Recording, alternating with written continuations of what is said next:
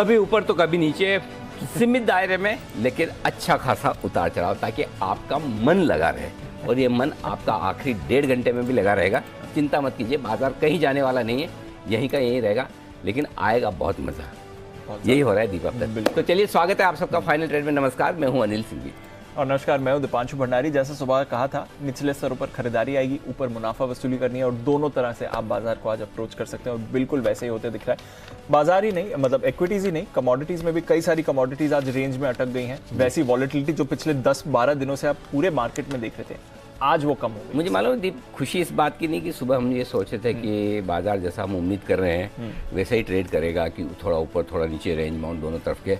बल्कि मुझे खुशी दूसरी बात की है, और वो ये कि बड़े दिनों बाद बाजार डेटा के हिसाब से ट्रेड कर रहे हैं। बिल्कुल। नहीं तो आजकल सिचुएशन ऐसी है, डेटा से कोई लेन देन ही नहीं है। करेक्ट। हमें जो खबर आएगी, जैसा फ्लैश आएगा, उस पर ट्रेड करेंगे। बिल्कुल। तो न्यूज़ ड्रिवन मार्केट से थोड़े आजकल में हम डेटा ड्रिवन होने की कोशिश कर रहे हैं। कब तक रह पाते हैं वो एक अलग बात है, लेकिन होने की कोशिश हो रही है। चलिए आइए, इसी कोशिश में एक बार देख लें अब तक की बड़ी बातें जो बाजार की आपके लिए 16,600 के आसपास वक्त बिताता हुआ 100 पॉइंट नीचे आता है, खरीदारी आ जाती है, 100 पॉइंट ऊपर आता है, बिकवाली आ जाती है। ये अब तक का रुझान आपके लिए बाजार में बनता हुआ नजर आएगा। फार्मा, मेटल, रियल एस्टेट शेयरों में खरीदारी है। बैंक निफ्टी भी लाल हरी निशान के बीच में झूलता हुआ दिख रहा है। लेकिन आज बिकवाली है ऑटो शेयरों में, आईटी और एफएमसीजी ये दबाव में है।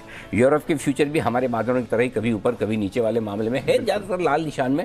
लेकिन ऐसी कमजोरी नहीं है कि जिससे आप ये सोचें कि ये तो आज गिरने वाला है डाउ फ्यूचर्स, और यूरोप के बाजार 1% मजबूत है। तो बाकी एशिया में कमजोरी का माहौल दिखा है, हांगकांग और निक्केई में, लेकिन यूरोप अच्छा मजबूत है।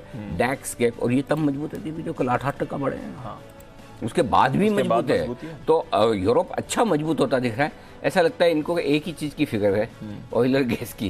और अगर रशिया ने बोले कि हम देते रहेंगे, ये तो इसी में खुश हो गए। और यूक्रेन के थ्रू देते रहेंगे, तो इसी में उनकी खुशी है। बिल्कुल वही खुशी है। तो ये है अब तक की सारी बड़ी बातें। चलिए, तो रेंज बाउंड बाजार है सर, और बिल्कुल वो उसी रेंज को रिस्पेक्ट कर रहा है। इनफैक्ट अगर आप इंट्राडे देखें तो पिछले 2 घंटे से कुछ नहीं किया है बाजार ने। लिटरली 40-50 पॉइंट की मूव लंच टाइम था ना, लंच टाइम। हाँ, अब करेगा। हाँ, कई सारे वो टिपिकल पुराने ऑफिसेज होते हैं जहाँ पर लंच टाइम होता है 2 घंटे वाला। हाँ। जिसमें पहले आधा घंटे आप मूड बनाते हैं कि लंच करना है, धीमे धीमे घंटा भर खाते हैं, आधा घंटे उसके बाद आराम करके बाद 2 घंटे बाद आते हैं। तो लंच टाइम के बाद मार्केट में हम आ चुके हैं वापस से। और वैसे जापान और हांगकांग के बाजार तो लंच के लिए बंद भी होते हैं। सीरियसली? रोज हम कोई भी अच्छी प्रैक्टिस बाहर से फॉलो नहीं करना चाहते। बिल्कुल ऐसी। ऐसा क्यों? अच्छा, ऐसा मुझे याद आ रहा है कि शुरुआत में जब ऑनलाइन ट्रेडिंग शुरू हुई थी, आप में से जो बुजुर्ग है मेरे से ज्यादा, वो प्लीज बताएं। मुझे ऐसा याद आ रहा है कि बीच में बंद होते थे 12 बजे के आसपास, 12 साढ़े। हाँ, लंच ब्रेक होता था आधा घंटे का। एनएससी की जब नई शुरुआत हुई थी, एनएससी खुद भी बता सकता है, आई एम श्योर एनएससी में भी हमारे चैनल को लोग देखते सुनते हैं। शुरुआत में मुझे याद आ रहा है दीप, 95 में जब शुरुआत हुई थी एनएससी में, उसके बाद शुरुआती सालों में दिन में लंच ब्रेक होता था। हाँ, मतलब वो आधा घंटे का टाइम दिया जाता था, फिर वापस से ट्रेडिंग होती थी। तो अगर आप में से किसी को याद हो तो बताइए कि क्या किसे। बीएससी में तो खैर बात ही अलग थी, वो तो जमाना ही अलग था। 2 ही घंटे की ट्रेडिंग होती थी खाली, 12 से 2 बस। हाँ, अच्छा। हाँ, रिंग के सिस्टम में तो खाली 2 घंटा। 2 घंटे में उसमें भी किसी दिन बहुत ज़्यादा बारिश हो गई, ट्रेन लेट हो गई, आज बंद। किसी ब्रोकर की या ब्रोकर के कोई बड़ा ब्रोकर, उसके फैमिली मेंबर की डेथ होगी तो आज ट्रेडिंग बंद। ऐसा भी होता था? हाँ, 15-15, 20-20 दिन, 2 हफ्ते 3 हफ्तों के सेटलमेंट होते थे। कई बार सेटलमेंट 2-2, 3-3 सेटलमेंट मर्ज हो जाते थे। यानी आज शेयर आपने बेचे, 3 महीने बाद मिलेंगे, 2 महीने बाद पैसे मिलेंगे, ऐसा होता। हाँ, उसमें बीच में अगर कुछ ट्रांजैक्शंस हो गई तो रिकॉर्ड ट्रांजैक्शंस करते रहो आप। सेटलमेंट होगा तो होगा। अच्छा, आप लोगों को तो पता भी नहीं होगा, पहले settlement directly broker to broker होते थे। ब्रोकर के यहाँ भर के शेयर सर्टिफिकेट से दूसरी जगह जाते थे। ये देखा डिलीवरी, ये देखा ना, लाल कपड़े में बांध के, वो सारे होते हैं। हाँ, मतलब वैसा होता था। अच्छा, हमारे 3 जनों के ट्रेड है समझो आपस में, और आपने जैसे मुझे कुशल को देना है, कुशल को आपको देना है, तो कुशल बोले डायरेक्ट दीप को दे दो ना। ये भी होता था। अरे क्या क्या दिया था, वो भी मजा था। लेकिन वो एक अलग सिस्टम था, और धीरे धीरे सिस्टम इवॉल्व होते हैं। टेक्नोलॉजी के साथ में सिस्टम प्रोसेस होते हैं। आज देखिए वन ऑफ द बिगेस्ट और one of the best exchanges हमारे पास में है, दोनों ही BSE NSE। लिक्विडिटी वाइज तो और लिक्विडिटी इतने ट्रेड्स होते हैं, रिस्क फ्री हैं, वो क्या होता है, बैड डिलीवरी फ्री है, ये सारी चीज़ें हमने बहुत देखी। सिस्टम होते हैं 93, 94, 92 टाइप्स, अलग ही एक्सपीरियंस। हाँ वो मजा अलग ही था। एनीवे आज के उस पे आए सर।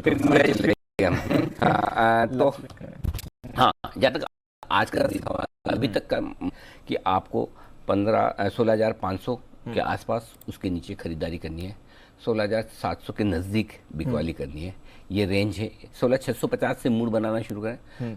नज़र रखें दो जगह, एक दाई आंख रखें डाउ फ्यूचर्स पे, क्योंकि मेरे इधर डाउ फ्यूचर दाई तरफ रखे हैं, बाई आंख रखें कच्चे रेल पर, दोनों पर एक एक नज़र रखें, और बीच में शोले वाला आधे इधर आधे इधर, बाकी बीच कोई में। बच्चे। तो तीसरा नेतृत्व तो हमारे पास है नहीं लेकिन कहने का मतलब है कि दोनों चीजें हैं जो आपके लिए ट्रिगर्स हैं बाहर से, बाकी अपने बाजार रेंज बाउंड है। तो रेंज के किसी एक सिरे पर आने पर आपको ट्रेड करना है, उल्टा ट्रेड लेना है, लेकिन इन दो फैक्टर को ध्यान में रखते हुए। सिंपल, कच्चा तेल थोड़ा ऊपर आ गया है 111 के आसपास, इसलिए आपके लिए अपसाइड मुश्किल हो रही है।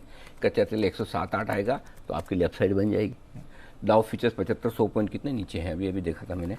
डाउ फ्यूचर थोड़े से सुधरे हैं जी, तो इसलिए आपके लिए मार्केट टिका हुआ। तो यही चलेंगे, इन दोनों फैक्टर्स के दम पे हमें 1.5 घंटा टाइम पास करना है।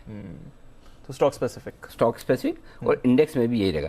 बैंक निफ्टी 34,100 34,200 के आसपास खरीदारी आएगी, ठीक है, ये आपके लिए नीचे की रेंज हो गई, और ऊपर में 34,800 35,000 के आसपास प्रॉफिट बुकिंग आएगी। बीच में आप टाइम पास करते रहिए। Understood sir. ठीक है, तो ये है आपके लिए इस समय बाजार की चाल, और ऑफ कोर्स सारे एक्सपर्ट्स होंगे हमारे साथ और बाजार पर भी व्यू लेंगे, स्टॉक आइडियाज भी आपको वो देने वाले हैं। स्टॉक्स की बात निकली है तो खबरों में कौन से शेयर्स हैं ये भी एक बार जान लेते हैं, और आने वाले दिनों के लिए कुछ इंपॉर्टेंट इवेंट्स जो हैं ये भी बताने के लिए कुशल तैयार है। तो कुशल, गुड आफ्टरनून। पहले इवेंट्स बताएं, फिर देवांशी से जानते हैं खबरों वाले शेयर्स। बिल्कुल दीपांशु, सबसे पहले तो दूसरे अंतरिम डिविडेंड पर गेल की बोर्ड बैठक होने वाली है। साथ ही महाराष्ट्र का जो स्टेट बजट है वो आज प्रस्तुत होता हुआ नजर आएगा। साथ साथ भारत की जनवरी के जो IIP डेटा है वो भी आज के दिन में ही आते हुए दिखेंगे, पर कल पर भी आपको फोकस रखना है। इनफैक्ट वीकेंड के दौरान एनर्जी प्राइसेस पर PM मोदी जो है समीक्षा बैठक कर सकते हैं, तो यहाँ पर आपको बड़ा फोकस रखना है। सोमवार के दिन एस्कॉर्ट्स के लिए अहम दिन होगा, क्योंकि यहाँ पर जो कुबोटा ने ओपन ऑफर दिया है वो खुलता हुआ नजर आएगा, और ये 28 मार्च तक खुलता हुआ दिखेगा। प्राइस आपको पता ही है, यहाँ पर मैं आपको फिर से रिवाइज करवा देता हूँ। 2,000 रुपये प्रति शेयर के भाव पर यहाँ पर ओपन ऑफर ये अनाउंस किया गया था। रामकृष्ण फोर्जिंग्स यहाँ पर स्टॉक स्प्लिट 10:2 के हिसाब से इसकी एक्स डेट है। साथ ही जो बोनस शेयर इन्फीबीम एवेन्यूज ने जारी किए थे 1:1 के रेशियो में, उसकी भी एक्स डेट सोमवार को ही होती हुई दिखेगी। और भारत के लिहाज से फरवरी के जो महंगाई आंकड़े हैं CPI और WPI, इसके जो नंबर्स हैं वो आते हुए दिखेंगे। ओके, तो डेटा के लिहाज से इंपॉर्टेंट कुछ दिन है हमारे बाजार के लिए, ग्लोबल मार्केट्स के लिए भी, और उसका एक्शन आपको दिखने वाला है। Devanshi, good afternoon. बताएं खबरों में आज कौन से शेयर्स हैं आगे। सबसे पहले स्ट्राइड्स फार्मा कंपनी की एक दवा को US FDA से मंजूरी मिली है। दर्द की दवा है जिसको मंजूरी मिली, और ये बेंगलुरु प्लांट में इसका उत्पादन होता हुआ दिखेगा। इसके साथ ही टाइटन के लिए अच्छी खबर है, जहां पे अमेरिकन सब्सिडरी का ग्रेट हाइट्स USA में निवेश किया उन्होंने। 17.5% हिस्सेदारी यहाँ पे खरीदेगी, और ये करीब $2 करोड़ में ये हिस्सेदारी खरीदी जाएगी, और 15 मार्च तक हिस्सा खरीदने की जो प्रक्रिया है वो पूरी होने की उम्मीद लगाई जा रही है। ये जो कंपनी है जहाँ पे हिस्सा खरीदा वो लैब ग्रोन डायमंड्स बनाती है, तो इसमें भी उनका फायदा मिलता हुआ दिखेगा। गुजरात गैस पर नजर रखें, जहां पे गुजरात में CNG की कीमतें ₹2 प्रति किलो बढ़ गई हैं। यूनाइटेड ड्रिलिंग कुवैत UAE में कारोबार विस्तार की अब कंपनी की योजना है। कुवैत और UAE में मार्केट रिप्रेजेंटेटिव को नियुक्त किया है। इनका कहना है कि ओवरऑल कुवैत में जो मार्केट साइज उनको दिख रहा है वो करीब 250 करोड़ का है। UAE में जो उत्पादनों की सालाना मार्केट साइज है वो करीब 200 करोड़ की दिख रही है उनको, ये पॉजिटिव है। ब्लॉक डील आज BSE लिमिटेड आज फिर से एक बार फोकस में है। गेन्स एक्सटेंड होते हुए दिख रहे हैं। 2.2 लाख शेयर्स के कई सौदे होते हुए दिखे हैं, इसी के चलते आज भी ये स्टॉक में एक्शन बनता हुआ दिख रहा है। ओके, तो ये है सारे के सारे एक्शन वाले स्टॉक्स, दमदार एक्शन। BSE पर भी 2-2.25 लाख रुपये शेयरों का एक ट्रेड होता हुआ दिख रहा है। दीपा, काफ़ी सारे दर्शक है ट्वीट कर करके बता रहे हैं, तो जिन जिन लोगों ने ट्वीट किया है और बताया कि उस समय सन आउटरेज की वजह से बाजार बंद रहते थे, बराबर 12:30 से 1 बजे वो सैटेलाइट के सिग्नल्स वगैरह में इशू होता था। प्लस क्रिसमस वेकेशन के वक्त भी ऐसा होता था, सन आउटरेज होता था। वो सन आउटरेज को हम लंच ब्रेक ही बोलते थे कि पर रोज हाँ वो होता था, हाँ बिल्कुल, हाँ वो होता था। तो जिन जिन लोगों ने जवाब दिए वो माननीय बुजुर्ग हैं, मेरे से नेचुरली लंबे समय से कर रहे हैं, हाँ, मेरे बराबर किया, मेरे से ज़्यादा क्यों, तो आप सबको प्रणाम, आपके ज्ञान को प्रणाम। भाई बुजुर्ग लोगों को तो करना ही पड़ेगा ना, नहीं तो अब कुशल देवांशी आपको तो नहीं पता ना, नहीं पता, ऐसा होता था। तो आप लोग यंग है, नेक्स्ट है, तो जो बुजुर्ग है सर आपको प्रणाम कर रहे हैं। नहीं तो इसलिए सब लोग जो जिन लोगों ने बताया बहुत ही बढ़िया। तो चलिए ये था आपके लिए पूरा का पूरा अब तक का बाजार का एक्शन। बढ़ते आगे, तैयार है हमारे सारे के सारे एक्सपर्ट। कौन कौन आ गए देख लेते जरा एक बार, सबके दर्शन कर लिए जाए। ओह माय गॉड, पूरा देश येलो फीवर में। सिद्धार्थ जी गए तो अविनाश जी आ गए। ये देखो, तो सुबह सिद्धार्थ जी को रिप्लेस किया अविनाश जी ने भी, और बाकी कुणाल जी, राकेश जी, सुमित जी हमारे साथ तैयार हैं ही, और वागले साहब, जय ठक्कर नहीं विश्वेश जी हैं, और किरण जी भी हमारे साथ हैं तैयार इस वक्त आते हो। आप सबका स्वागत है। विश्वेश जी, पहले आपसे शुरुआत की जाए। क्या बाजार कुछ करना चाहता है या कुछ करने के मूड में है ही नहीं आपकी तरह?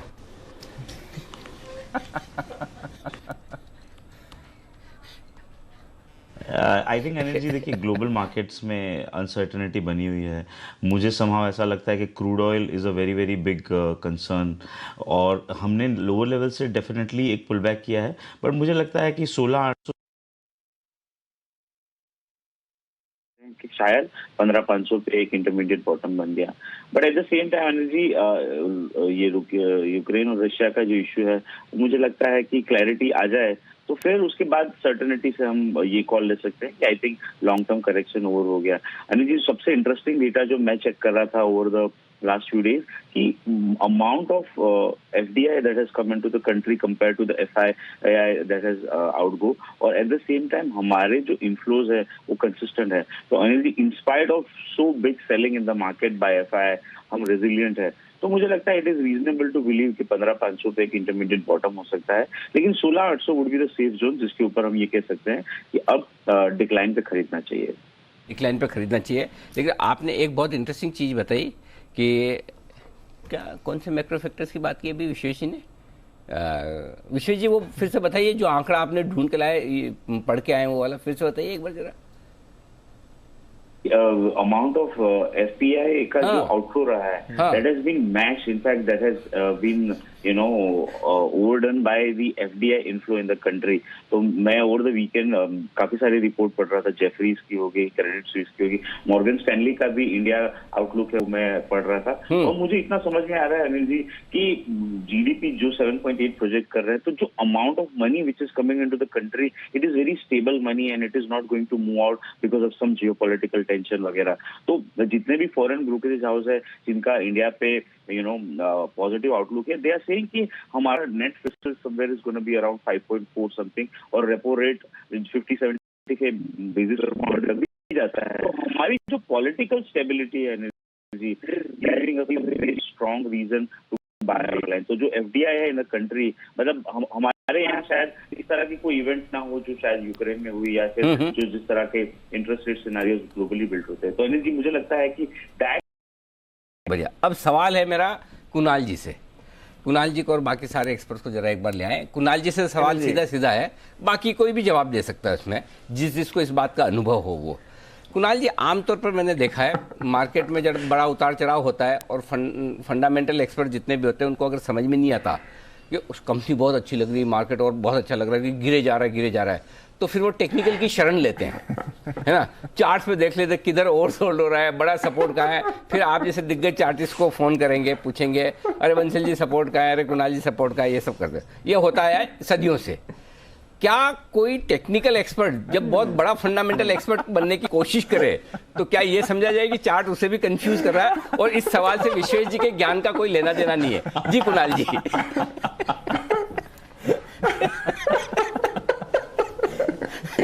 अनिल जी देखिए, बात साफ है। अनिल जी देखिए क्या है, विश्वेश जी लगातार अपने आप को इंप्रूव कर रहे हैं अनिल जी, और जिस तरह अनिल जी एक्सपेंशन करती है कंपनियां, वैसे एक्सपेंशन मोड में है। अब टेक्निकल पर विजय पाने के बाद ये फंडामेंटल की ओर कूच कर रहे हैं, तो अनिल जी हमारे लिए अच्छा है।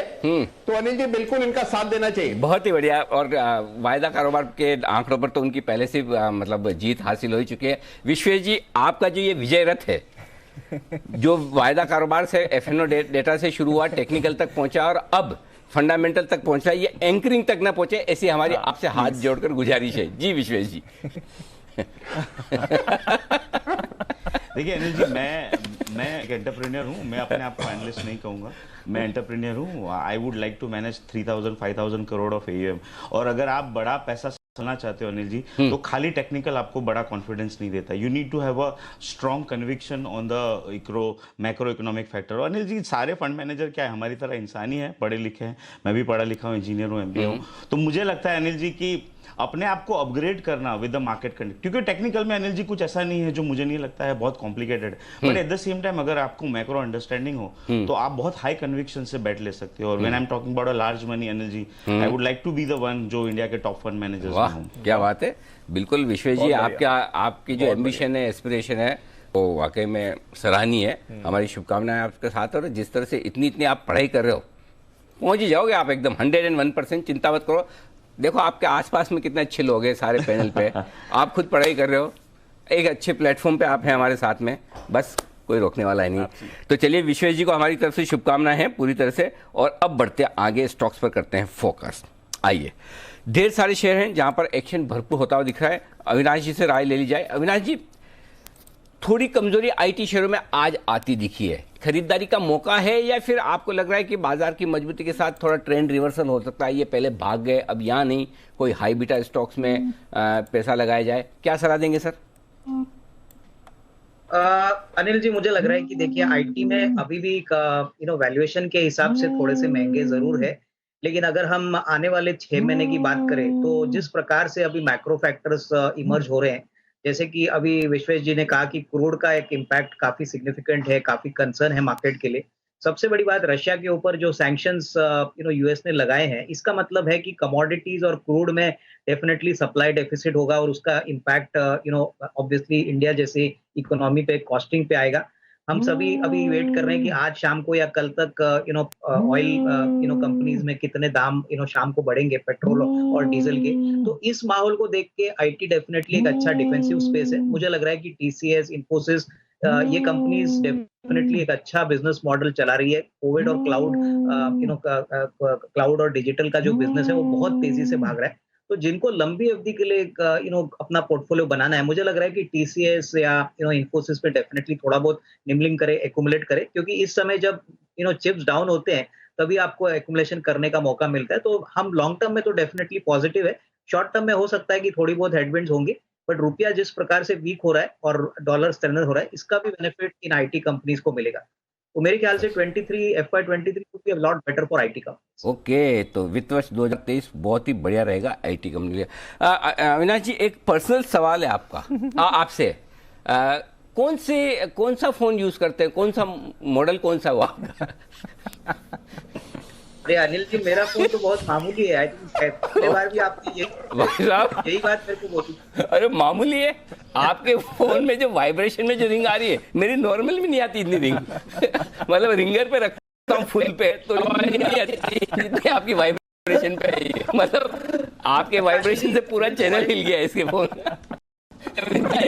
अच्छा, और एक बात आपसे बोलनी चाहता हूँ कि ये मेरे पुराने मित्र है, तो इनका जो स्किल है वो बहुत मल्टी फंक्शनल है। तो मैं समझता हूँ कि ये नई नई चीजें बहुत आसानी से सीखते हैं और फंडामेंटल्स भी मैं समझता हूँ कि हर एक को ट्राई करना चाहिए। हमको ऐसा नहीं है कि भाई हम ही करें।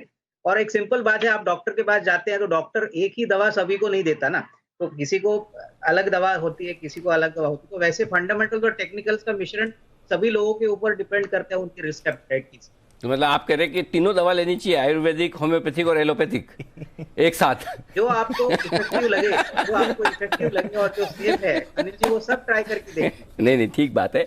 हर एक स्किल की, हर एक नॉलेज की अपनी अपनी इंपॉर्टेंस है।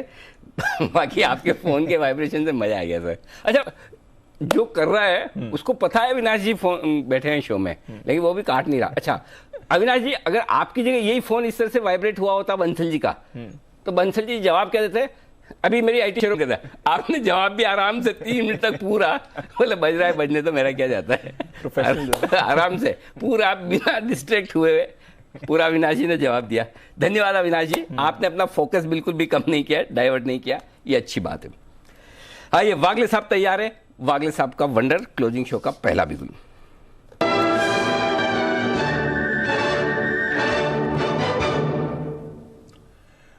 बताएं वागले साहब। Good afternoon Deepanshu, good afternoon Anil जी।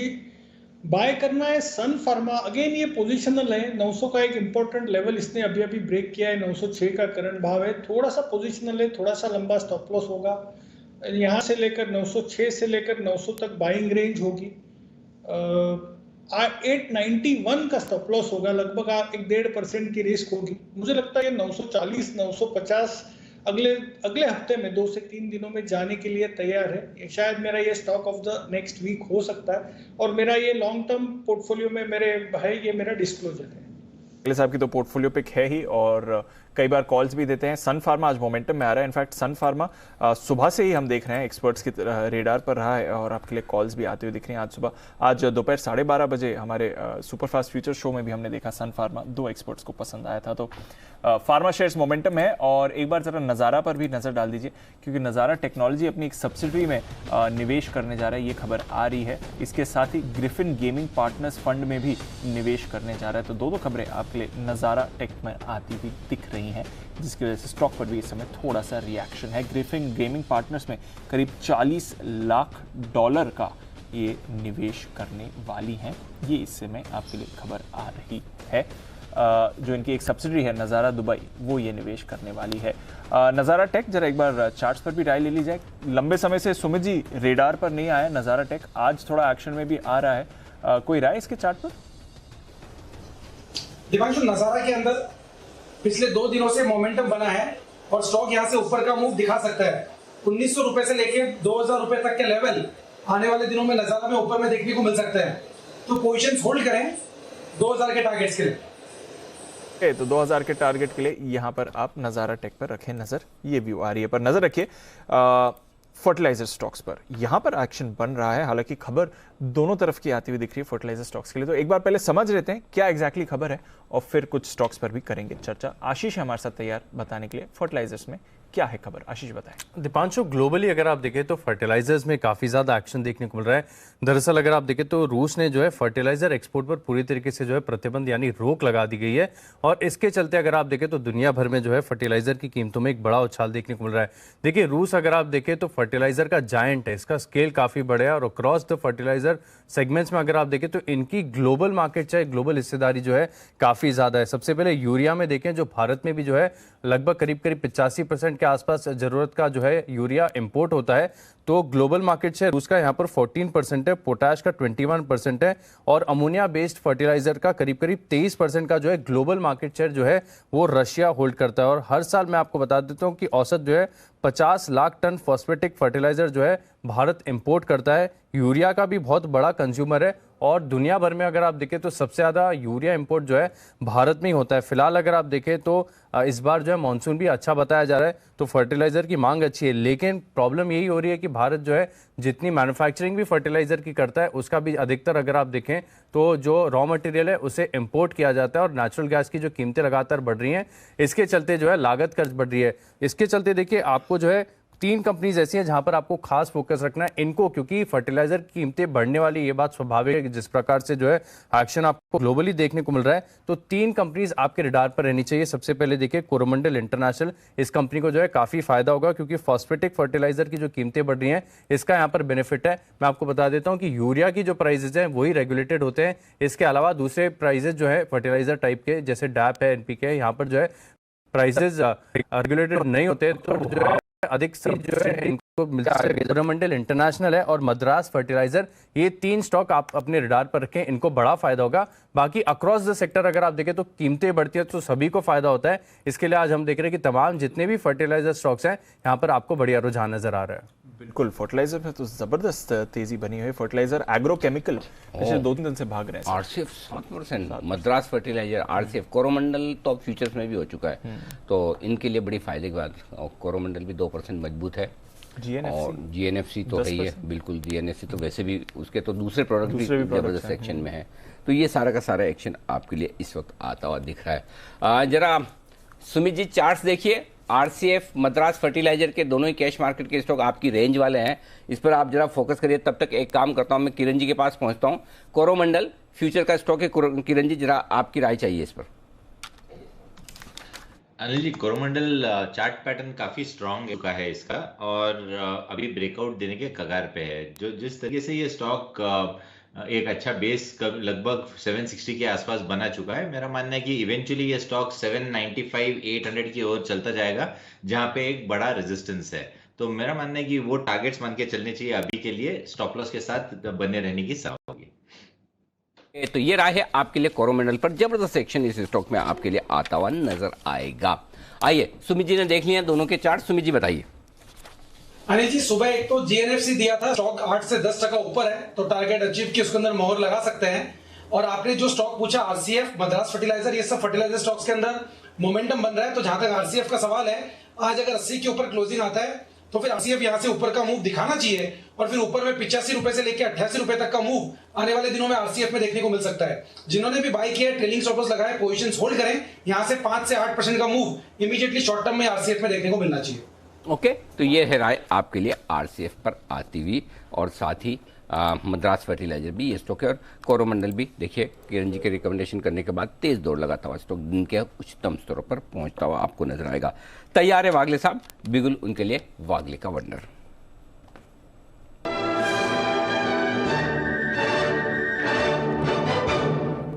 बताएं वागले साहब।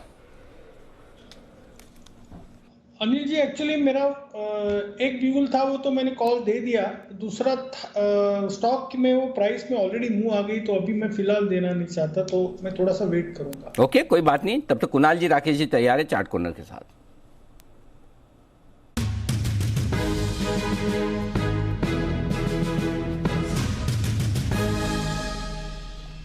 बताएं सर। अनिल जी, खरीदारी की राय है और खरीदना है पावर ग्रिड। पावर ग्रिड पर अनिल जी खरीदारी की राय है, और इस चार्ट पर अगर अनिल जी देखें तो एक कंसोलिडेशन पूरा होता हुआ दिख रहा है। एक पैटर्न बना है चार्ट पर जिसको बुलिश फ्लैग पैटर्न कहते हैं, ब्रेकआउट आता हुआ दिख रहा है। आमतौर पर स्लो मूविंग स्टॉक है, लेकिन इस चार्ट की विशेष बात अनिल जी है कि इस गिरावट में स्टॉक ने लगातार अपनी जमीन को होल्ड करके रखा है, और अब इसमें ब्रेकआउट आता हुआ दिख रहा है। Over to Rakesh.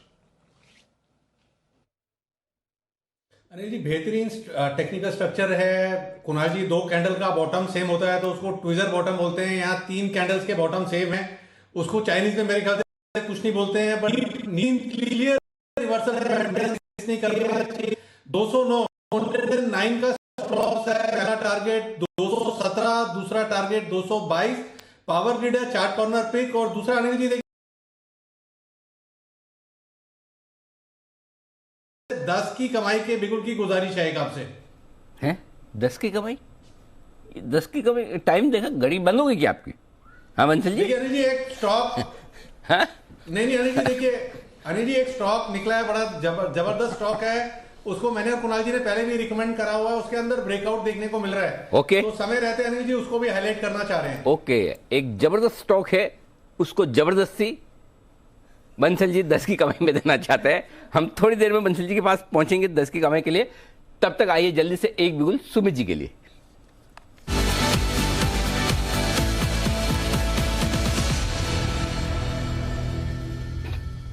जी सुमित जी बताएं सर।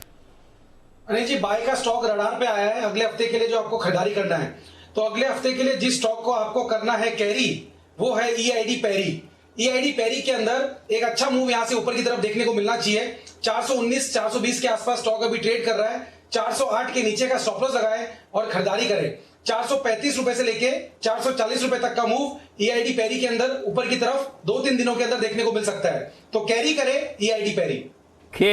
जम भी रहा है, करने जैसा लग भी रहा है जिस हिसाब से आपने जमाया काम, बिल्कुल। तो EID पैरी में करे तेजी, शुगर शेयरों में सब में तेजी बनती दिख रही है। ये एक बेहतरीन फंडामेंटल वाली शुगर कंपनी है जहां पर तेजी करने की राय सुमित जी की तरफ से आती दिख रही है।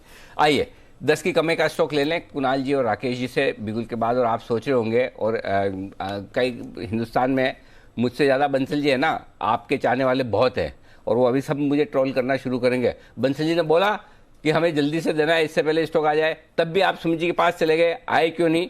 तो उन सबका जवाब मैं दूँ। देखिए, शो करना, एंकरिंग करना, टीवी करना बिल्कुल भी आसान काम नहीं, भले आशु जी को लगता हो और कुछ और लोगों को लगने की कोशिश हो रही हो। अब आपने सुबह 10 बजे वाला बिगुल मांग लिया, अभी हम 2 बजे वाले शो में, हमें 10 बजे वाले शो में जाना पड़ता है, वहाँ से बिगुल निकालना पड़ता है, लाना पड़ता है, बजाना पड़ता है, और फिर जब बजाते तो आवाज़ कैसे आती, सुनिए।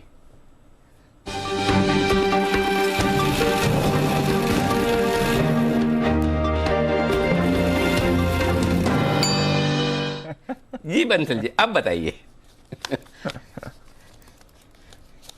देखिए अनिल जी, नाम लेने से पहले एक चीज बोलना चाहूंगा, दाम चल रहा है 139 के अराउंड, तो इन स्तरों पे नहीं, या तो करेक्शन पर 132 133 के अराउंड लें, या एक बार 144 की लाइन डिसाइसिवली टूट जाए तब लें। और इसको अभी हाईलाइट इसलिए कर रहे हैं क्योंकि फर्टिलाइजर स्पेस एक्शन में है, स्टॉक है GSFC। इसको अनिल जी, मैंने और कुणाल जी ने 120 125 के अराउंड 187 के टारगेट के साथ रिकमेंड किया था। अब ये ब्रेकआउट की कगार पर है, या तो ब्रेकआउट होगा तो ब्रेकआउट के बाद ले लें, या डिप पे लें। और ये कंपनी लगभग 19.8% GNFC में होल्ड करती है। गुजरात एल्कली, GIPCL, बंधन बैंक, IDBI के मामूली से शेयर हैं, तो इसके पास काफी स्टॉक है, कैश है, तो ये स्टॉक भी री रेट होगा। पहला मतलब कि 160 पहला हर्डल आता है और अच्छी री रेटिंग का कैंडिडेट है। करेक्शन पे GSFC को एक्यूमुलेट करें। ओवर टू कुणाल जी। अनिल जी देखिए, जिस तरह विश्वेश जी फंडामेंटल और अब मैक्रो की ओर कूच कर रहे हैं, काफी सारे fundamental analyst Anil ji technical सीख रहे हैं, तो उन सबके लिए होमवर्क है अनिल जी। यहां पर एक पैटर्न बना है जिसको सिमेट्रिकल ट्रायंगल पैटर्न कहते हैं, बड़ा ब्रेकआउट आता हुआ चार्ट पर नजर आ रहा है। तो जैसा बंसल जी ने कहा कि गिरावट में धीरे धीरे करके एक्यूमुलेट करें, 160 रुपए का पहला टारगेट होगा। गिरावट में हो सकता है स्टॉक 133 के आसपास आपको मिल जाए, वहां पर खरीदारी के सबसे उपयुक्त स्तर है 160 पहला, और उसके बाद 200 रुपए का लेवल है जिसके लिए GSFC में हमारी खरीदारी कराए। ओके, तो ये है आपके लिए दमदार स्टॉक जहां पर करें खरीदारी, थोड़ा अभी, थोड़ा नीचे, और थोड़ा 144 के पार निकलने पर। 3 जगह खरीद सकते हैं आप। अभी ले लें, 132 आ गया और ले लें, नहीं आया 144 पार हो गया तो और ले लें। ठीक है, ये है आपके लिए राय। स्टॉप लॉस लगाने की जरूरत तो नहीं है ना कुणाल जी? अच्छा, 10 की कमाई का स्टॉक है ना? 10 की कमाई का शेयर है अनिल जी। करेक्ट, एब्सोल्युटली ठीक बात है। ये इन्वेस्टमेंट ग्रेड के लिहाज से। हाँ, आज सुबह किसी ने मुझे ट्वीट किया था जी, बोले सर ये 10 की कमाई का स्टॉक क्या होता है?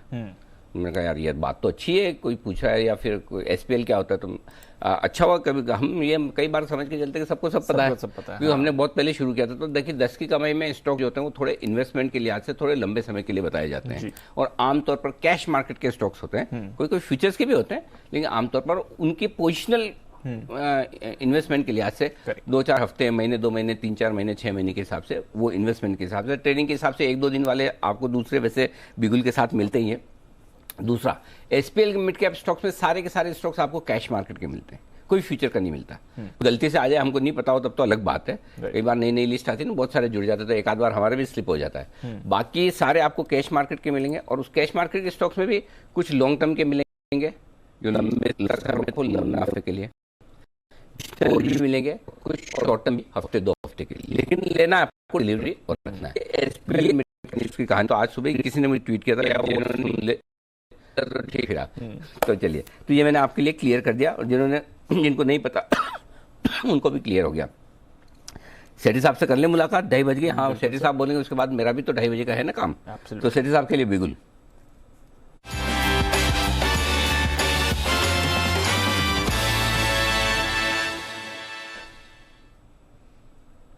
सेठी साहब बोलिए, good afternoon. Good afternoon Anil ji, good afternoon Deepanshu.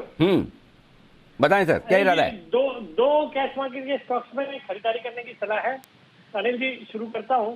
जो अनिल जी पहला स्टॉक है वो एक पेपर स्टॉक है, स्टॉक का नाम है ओरिएंट पेपर, जो कि अभी 29.70 के लेवल पे स्टॉक ट्रेड कर रहा है। CK बिरला ग्रुप की कंपनी है अनिल जी। आज ये सेक्टर मिस हुआ है, बिकॉज आप देखिए इस सेक्टर पे जो भी स्टॉक्स है, चाहे JK पेपर है, वेस्ट कोस्ट पेपर है, स्टार पेपर है, सब में बहुत ही शानदार तेजी बनी है। मुझे लगता है इंटरनेशनली जो डिमांड आ रही है पेपर की, और जो पेपर प्राइजेस बढ़े हैं पिछले कुछ दिनों में, उसका एक बहुत ही अच्छा पॉजिटिव इम्पैक्ट सभी पेपर शेयर्स में देखने को मिलता है। आज लगता है चैनल पे किसी ने आइडेंटिफाई नहीं किया या किया हो और मैं उस समय नहीं सुन रहा हूँ तो मुझे पता नहीं, बट मैंने सुना नहीं। तो ये जो पूरा सेक्टर आज लाइमलाइट में है, फोकस में, यहाँ से मैंने ओरिएंट पेपर को पिक किया है और इस स्टॉक का नाम लेते ही आपको पुरानी याद भी आ जाएगी कि जब मैंने टॉयलेट पेपर की कमी हो गई थी यूएस में, तब इस स्टॉक को एक बार पहले भी रिकमेंड किया हुआ है। ये भारत की टिश्यू पेपर बनाने वाली सबसे बड़ी कंपनी है, 17% उसमें मार्केट शेयर है। एक्सपोर्ट्स है इनके जो टिश्यू पेपर के सेगमेंट में, भारत के जो टोटल एक्सपोर्ट्स है उसमें 44% हिस्सेदारी ओरिएंट पेपर की है। बाकी सीके बिरला ग्रुप की कंपनी है, सॉलिड कंपनी है, फंडामेंटल्स अच्छे हैं और इसमें वैल्यू भी डीप वैल्यू है, बिकॉज ये कंपनी 3-4 लिस्टेड कंपनी जैसे हैदराबाद इंडस्ट्रीज में करीबन 12.1% स्टेक ओन करती है। अल्ट्राटेक सीमेंट में इनके पास कुछ 1.5 लाख शेयर है, 1.46 लाख शेयर्स ओन करते हैं। सेंचुरी टेक्सटाइल्स में इनके पास 12.45 लाख शेयर्स ओन करती है ये कंपनी ओरिएंट पेपर। और इन सब लिस्टेड स्टॉक्स की जो वैल्यू है आज की, वो आती है करीबन 500 करोड़ की और इस कंपनी का मार्केट कैप है सिर्फ 625 करोड़ आज की प्राइस के ऊपर। तो पेपर का जो बिजनेस है वो तो है ही है, उसके अलावा जो लिस्टेड इन्वेस्टमेंट्स है उसकी वैल्यू है 500 करोड़ के करीब। और इनकी एक उड़ीसा में यूज में नहीं है, 850 एकड़ लैंड है खाली पड़ी और दिल्ली में भी लैंड है जिसकी वैल्यू आती जा रही है 1000 करोड़। तो अगर इन सबको देखें तो बहुत ही डीपली अंडरवैल्यूड स्टॉक है।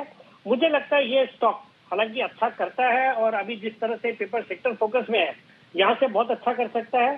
तो मेरा इसमें शॉर्ट टर्म का टारगेट है 35 रुपए का, स्टॉप लॉस रखना है 28 रुपए। ओके, तो 35 रुपए का टारगेट, 28 रुपए का स्टॉप लॉस, ओरिएंट पेपर। और आप जो कह रहे थे पेपर में क्या हुआ पता नहीं, मैंने मिस कर दिया। कोई बात नहीं सेठी साहब, आपने मिस कर दिया, चैनल आप ही के लिए खोल रखा है, चिंता मत करिए। बिल्कुल तुरंत आ रही है हमारी रिसर्च टीम आपके लिए पेपर स्टॉक पर एक रिसर्च लेकर। बस जब तक आप फोन रखेंगे, अपनी दूसरी कॉल देंगे, तब तक तैयार हो जाएगी। तो बताएं सर, तब तक दूसरी कॉल। तो अनिल जी, मतलब मैंने सही सेक्टर आइडेंटिफाई किया है आपके चैनल के। गजब कर रहे हो भाई साहब, एक मिनट, गजब कर रहे हो आप। आपने गलत कब किया था? आपके तो मतलब स्ट्राइक रेशियो लाजवाब है, माशाअल्लाह, एकदम क्या बात कर रहे हैं, बहुत ही शानदार, कोई डाउट ही नहीं है। और सही में कह रहा हूँ, जिस तरह के फंडामेंटल स्टॉक्स आप ढूंढ के लाते हैं और जिस तरह के टारगेट, मैं वही बोल रहा हूँ, हम तो स्टॉक देते हैं टारगेट टच होके वापस आ जाते हैं, आपके टारगेट का छप्पर फाड़ के निकल जाते हैं, टिके रहते हैं। तो सेठी साहब वो तो गजब ही है आपके स्टॉक्स, तो कोई सवाल ही नहीं। बताएं सर दूसरा स्टॉक। हाँ, बिल्कुल अनिल जी, राइट टाइम पे right sector right stock identify करना जरूरी है। बाकी अनिल जी, दूसरा स्टॉक भी एक मेरा पसंदीदा सेक्टर है, टेक्सटाइल का सेक्टर। यहाँ से आज मैंने पिक किया है SP apparels. SP apparels stock का नाम है, SPAL के नाम से इसका NSE सिंबल है। ये कंपनी निटेड गारमेंट्स को मैन्युफैक्चर और एक्सपोर्ट करती है और इनका क्रोकोडाइल ब्रांड, जो कि एक सॉलिड पॉपुलर ब्रांड है, उसकी एक्सक्लूसिव राइट्स है भारत के लिए। फिर इनका खुद का ब्रांड भी है नटालिया करके, और कंपनी के जो रेवेन्यूज है उसका 70% एक्सपोर्ट से आता है। 26 इनकी मैन्युफैक्चरिंग फैसिलिटीज है, सॉलिड फंडामेंटल्स है, प्रोमोटर्स की अच्छी खासी 61-62% की हिस्सेदारी और DII अराउंड 14.79% ओन करते हैं, जिसमें DSP है, UTI है, ICICI है। डेट इक्विटी रेशियो मैनेजेबल 0.33 का है। और बाकी अनिल जी, जिस तरह से टेक्सटाइल सेक्टर पे भारत को एक कॉम्पिटिटिव एडवांटेज है, सरकार ने PLI स्कीम इंट्रोड्यूस करी हुई है। फिर आपके जो चाइना +1 की थीम चल रही है और रुपया भी जो वीकन हुआ उसका भी फायदा होना है। और स्टॉक्स में ये जितने टेक्सटाइल स्टॉक्स, काफी सारे स्टॉक्स हमने कई बार रिकमेंड किए हैं, उसमें सब में अच्छी खासी गिरावट के बाद बहुत ही अच्छे अट्रैक्टिव लेवल्स पे वापस से ये स्टॉक्स आ गए हैं। फिर 399 के आसपास ये स्टॉक ट्रेड करता है। 415 का मेरा शॉर्ट टर्म टारगेट है, 395 का स्टॉप लॉस रखना। 395 के स्टॉप लॉस के साथ आप करें खरीदारी एसपी अपैरल्स में। ये है वो दमदार टेक्सटाइल कंपनी जो सेठी साहब के रडार पे है। यहाँ पर 415 सेठी साहब आगे है, तो रिवाइज करो टारगेट नहीं, 415 के मैंने जब बोलना शुरू किया 399 के भाव थे। अच्छा, अभी 415 के टारगेट ही आ गए अनिल जी। तो अब तो वापस लगता है मिड कैप स्मॉल कैप के दिन आ गए हैं। तो अब तो अनिल जी, इसमें 425 तक का फ्रेश टारगेट कर सकते हैं, शॉर्ट टर्म में ही दिखना चाहिए वो लेवल। अच्छा, अब आप कहीं जाइए मत, रुकिए 1 मिनट, या जाने दें, एक बार 2:30 बजे के हम स्टडी कर ले, उसके बाद चले सेठी साहब चले जाइए, कोई दिक्कत नहीं। आप टीवी तो ऑन ही है ना आपका?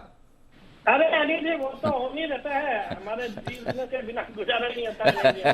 नहीं, हमारा आपके बगैर गुजारा नहीं होता। आप ऑन रखिए, मुझे पता है स्क्रीन ऑन रहती है, वॉल्यूम भी ऑन रखिए। थोड़ी देर में कुशल आपको दर्शन देंगे और बताएंगे पेपर शेयरों पे बेहतरीन रिसर्च। तब तक क्यों 2:30 बजे का टाइम हो गया था, एक बार जल्दी से हम डेटा एनालिसिस कर दें 2:30 बजे का, और उसके बाद पेपर स्टॉक पर आपके लिए कुछ इन्फॉर्मेशन आने की तैयारी में। जी एब्सोल्युटली सर। आइए अनिल जी की मार्केट स्ट्रैटेजी लेते हैं।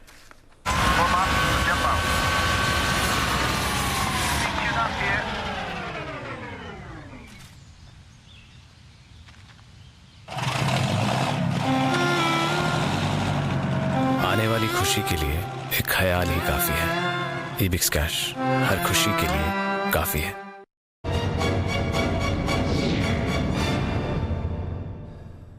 अनिल जी कुछ नहीं करा है बाजार, इसलिए आधे घंटे लेवल से वहीं पर है। फ्यूचर्स 55 अंक ऊपर है, नैस्डैक हल्की बढ़त आपको दिखा रहे हैं। ग्लोबल मार्केट अच्छे हैं। यूरोप के बाजार अगर आप देखें आगे 30% ऊपर है, 1% ऊपर है। कच्चा तेल मॉर्निंग में नेगेटिव था, वहां पर थोड़ी पॉजिटिविटी बनी है। और हांगकांग के बाजार उनकी अपनी वजह से गिरे पर नीचे से रिकवर हुए हैं, ये भी तो उतना खराब नहीं। तो एक आंख का रखनी कच्चे तेल पे, लेफ्ट वाली, ठीक है, इसमें कच्चा तेल ऊपर जा रहा है, टेंशन। दूसरी आंख का रखनी डाउ फ्यूचर पे, डाउ फ्यूचर ऊपर जा रहा है, वेरी गुड, बैलेंस हो गया, इसलिए निफ्टी वहीं का वहीं। आप देख लो बिल्कुल फॉर्मूला, 50 पॉइंट नीचे था, शो शुरू किया 2 बजे, अब 50 ऊपर है डाउ फ्यूचर। ये 110 111 था, 112 12.5, तो दोनों बराबर, तो कुछ नहीं हो रहा है, इसलिए हम वही के वही है। 25 पॉइंट ऊपर, 25 पॉइंट नीचे, फुल टाइम पास डेटा में भी है। 16,600 के पुट पर 22 लाख शेयर है, 16,600 के कॉल्स पर 23 लाख शेयर है, बिल्कुल बराबर। 15 लाख इधर जुड़े, 13 लाख इधर जुड़े, बिल्कुल बराबर। तो मतलब 16,600 पे ही दोनों टाइम पास कर रहे हैं, पुट और कॉल। नीचे सपोर्ट तुरंत 16,500 पर है, 28 लाख शेयर पुट में। ऊपर रुकावट तुरंत 16,700 पर है, 24 लाख शेयर है। तो मतलब रेंज भी क्लियर है, आसपास ही टाइम पास करना है। अब इसमें क्या बदलेगा? अगर कोई ऐसी चीज हो जाए जिसपे बाजार को अच्छा लगे तो भाग जाएंगे, कोई ऐसी चीज हो जाए जिसपे बाजार को लगे ना तो खराब हो जाएंगे। तो वो चीज क्या है? या तो डाउ फ्यूचर बढ़िया हो जाए, या कच्चा तेल बहुत भाग जाए या घट जाए। मतलब डाउ फ्यूचर, कच्चा तेल, दो तो ऑब्वियस हैं। इसके अलावा जो नहीं पता, वो कोई खबर आ गई तो आ गई, उसकी संभावना से अब हम इनकार ही नहीं करते हैं। तो इसलिए वो नहीं पता, बाकी ये 2 फैक्टर ही अपने वापस वही यही काम करेंगे। और आज सुबह आपको सुबह से ये बोला हुआ कि अपने को नज़र सिर्फ कच्चे तेल पे रखनी है। कच्चा तेल बहुत भाग गया तो हम गिर जाएंगे, कच्चा तेल बहुत गिर गया तो हम भाग जाएंगे।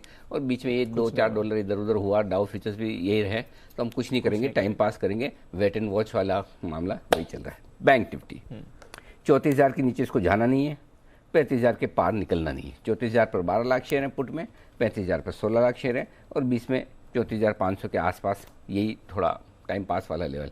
इधर भी कुछ ऐसा खास दिख नहीं रहा है दी, तो कोई डेटा में कोई खास ऐसा कुछ है ही नहीं, बिल्कुल डेटा न्यूट्रल है, दोनों तरफ का बराबर है, और वो भी रेंज के बीचों बीच में। सो देखते हैं, लेट्स सी 320। ठीक है, 320 को देखें, अभी कुछ नहीं करना है। ओके, ये है आपके लिए इस समय बाजार की चाल और अनिल जी की ये राय। पर आइए, जो सिटीज आपको बताना था और आप सबको भी बताना था, पेपर स्टॉक्स बढ़िया एक्शन में दिख रहे हैं। आइए कुशल के साथ जानते हैं क्या चल रहा है पेपर स्पेस में। कुशल बताएं।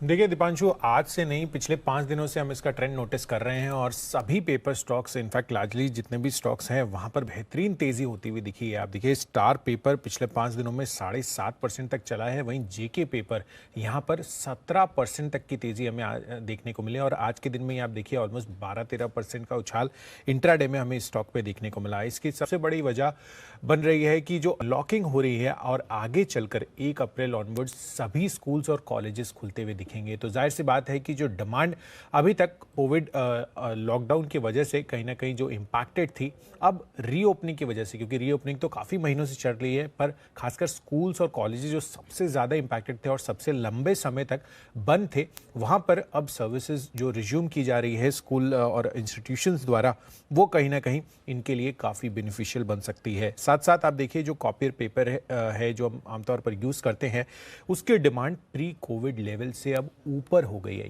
ये इंपॉर्टेंट स्टेटमेंट है कि प्री कोविड लेवल के स्तरों को भी इन्होंने पार कर दिया, और 1 अप्रैल से तो हम देख रहे हैं कि यहाँ पर ऑलरेडी जो स्कूल्स और कॉलेजेस हैं वो अब खुलने का निर्णय ले चुके हैं। यही नहीं, आप प्रिंटिंग पेपर की भी डिमांड देखिए, यहाँ पर भी जो है 90 से 95% प्री कोविड लेवल पर ये भी आते हुए दिखे। तो ऑलमोस्ट प्री कोविड लेवल की जो डिमांड लेवल था, एक्चुअली डिमांड सिनेरियो था, वो फिर से पूरे के पूरे पेपर स्पेस के लिए क्रिएट होता हुआ दिख रहा है। साथ ही पैकेजिंग सेक्टर में काफ़ी ज़्यादा डिमांड अभी भी इंटैक्ट है, और जो फूड डिलीवरी है, अब आप देखिए यहाँ पर जिस तरह से कोविड की वजह से इम्पैक्टेड थी, वहाँ पर फूड डिलीवरी लगातार आपको ग्रोथ आती हुई दिख रही है। इससे इनको काफ़ी बड़ा फायदा होता हुआ दिखेगा। और न्यू एजुकेशन पॉलिसी तो हम बात कर रहे थे कि FY23 ऑनवर्ड इम्प्लीमेंटेशन हो जाएगी कैबिनेट की, क्लियर, इससे भी बड़ा फायदा पेपर इंडस्ट्री का। तो काफ़ी सारे ट्रिगर्स जो हैं पेपर इंडस्ट्री के लिए काफ़ी बेहतर बनते हुए दिख रहे हैं। तो ये है पेपर इंडस्ट्री के सारे ट्रिगर्स जो जानने की जरूरत थी सेठी साहब को। बराबर है, सेठी साहब ने भी सुन लिया और बाकी हमारे सारे दर्शकों ने भी सुन लिया कि क्यों पेपर स्टॉक्स में दमदार तेजी बनती हुई दिख रही है। अविनाश जी हमारे साथ हैं। अविनाश जी बताएं सर, आपको कौन सा पेपर स्टॉक पसंद है? Anil ji, I think paper stock में एक जैसे सेठी साहब ने कहा कि ओरिएंट पेपर एक बहुत ही अच्छा विकल्प है। वेस्ट कोस्ट पेपर भी हमको काफी पसंद है क्योंकि इस कंपनी में अर्निंग्स काफी स्ट्रांग है, कैपेसिटी भी काफी बड़ी है और बांगूर बेस्ड कंपनी है। यहाँ पे हमको लग रहा है कि इवन करंट लेवल्स पे अगर कोई खरीदता है तो रिस्क रिवॉर्ड डेफिनेटली इन्वेस्टर्स के फेवर में है। तो मेरी राय में ओरिएंट पेपर और ये वेस्ट कोस्ट पेपर यहाँ पे निवेश करने के मौके हैं। हालांकि ये स्टॉक्स अभी सब एक्शन में है। लग रहा है कि अगर कोई खरीदता है तो कम से कम 18-20% की अपसाइड आपको आने वाले 6 से 8 महीने में मिलेगी। तो ये मेरी तरफ से 2 स्टॉक पिक्स। ओके, तो ये है आपके लिए स्टॉक, आपके लिए वेस्ट कोस्ट पेपर जो है मजबूत। आइए किरण जी के लिए बिल्कुल किरण का कमाल।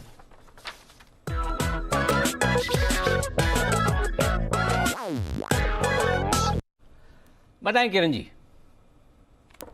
अनिल जी, यूपी के इलेक्शंस हो गए और मुझे लगता है कि उसके बाद पेट्रोल के दाम बढ़ने की प्रोबेबिलिटी इस वीकेंड पे बहुत ज्यादा देखने को मिल रही है। ऐसे चार्ट संकेत दे रहा है, तो HPCL बाय करके चलना चाहिए ऐसा मेरा मानना है। 290 के नीचे मेरा स्टॉप लॉस रहेगा 289 का फ्यूचर्स में, और मेरा टारगेट सोमवार के लिए रहेगा 305-308 का, जहां पे हमें रिव्यू लेना है। वो अगर स्विंग टॉप निकल जाता है तो मेरा मानना है कि आपको 315-320 के लेवल्स भी देखने को मिल सकते हैं। ओके, तो ये है आपके लिए HPCL में खरीदारी करने की राय आती हुई आपके लिए आती हुई किरण जी की तरफ से। 289 289 का स्टॉप लॉस लगाएं, टारगेट 305 और 308 के लेकर चलें आप, ये आपके लिए रहेगा ठीक। आइए अब करेंगे मुलाकात बसीन साहब से।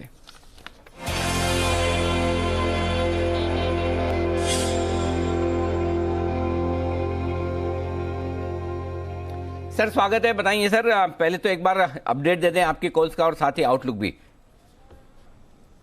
हाँ, गुड आफ्टरनून अनिल जी। एक तो अपडेट आपको दे दूं, टाटा केमिकल आपको कल कहा था 910 930 बिक गया, गेल 145-46 वाला 50 बिक गया, और टाटा स्टील और JSW दोनों टारगेट्स एक्सीड कर गए। सुबह की कॉल थी आपकी भारत फोर्ज और अडानी पोर्ट्स, वो दोनों कायम है। भारत फोर्ज पे तो मैं और ओवरवेट हूं because I think forging is going to do very well, और आज या कल में डाउ में एक शार्प रैली आएगी तो फिर उसमें आप देखेंगे in the North American traffic vehicle traffic he is one of the largest players। तो Bharat Forge is a no brainer, और यहाँ पे तो आपको देख ही रहे हैं कि डिफेंस की तरफ ज्यादा रुझान है। That and L&T are one of the largest players. अब आपके लिए 2 पिक्स हैं, आप कहे तो मैं शुरू करूं बिकॉज मिड कैप में स्ट्रेंथ है, उसके कारण भी मैं बताऊंगा। आप कहे तो मैं बताऊं तो सर मिड कैप शेयरों में अच्छी मजबूती बन रही है, क्या पसंद है आपको? तो देखिए आप प्रमोटर डाल रहा है वो मुझे लेना है। आइडिया में प्रमोटर पैसा डाल रहा है तो इसमें कोई दो राय नहीं कि आरपूस है बॉटम्ड out and the worst of the cycle is behind. 10 रुपए में आइडिया में रिस्क रिवॉर्ड बहुत फेवरेबल है। 12.5 का टारगेट है, 9 रुपए का स्टॉप लॉस रखिए, लेकिन बन के रहिए बिकॉज आप इन्वेस्ट करेंगे तभी आपको फायदा है। जब प्रमोटर 13.30 पे ले रहा है तो why should you be putting your money at a discount of 30%। दूसरा पिक होएगा सर, सबसे आपने देख लिया, अब आप कह रहे हैं फर्टिलाइजर में आग लगी है। सबसे बड़ा इंडिया का commodity trading house is Adani enterprise, उसका हर कंट्री से हर तो 1725-30 में अडानी एंटरप्राइज नो ब्रेनर। 1675 का स्टॉप लॉस, 1800 से 1825 का टारगेट। 2 है स्टॉक्स जहां पर खरीदारी करने की राय आपके लिए आती हुई दिख रही है। आइडिया 10 रुपये 35 पैसे के आसपास है, 9 का स्टॉप लॉस, 13.30 का टारगेट। अदानी एंटरप्राइजेस 1725-30 के आसपास खरीदे, 1778 का स्टॉप लॉस। मुलाकात करेंगे वोडाफोन का 13 रुपये 30 पैसे टारगेट आपके लिए आता हुआ दिखेगा। शुक्रिया बसीन साहब, कल सुबह फिर से आपसे होगी मुलाकात और आपसे जानेंगे आपकी कुछ बेहतरीन पिक्स भी। आइए सुमित जी के लिए बिल्कुल सुमित का सुपर हिट।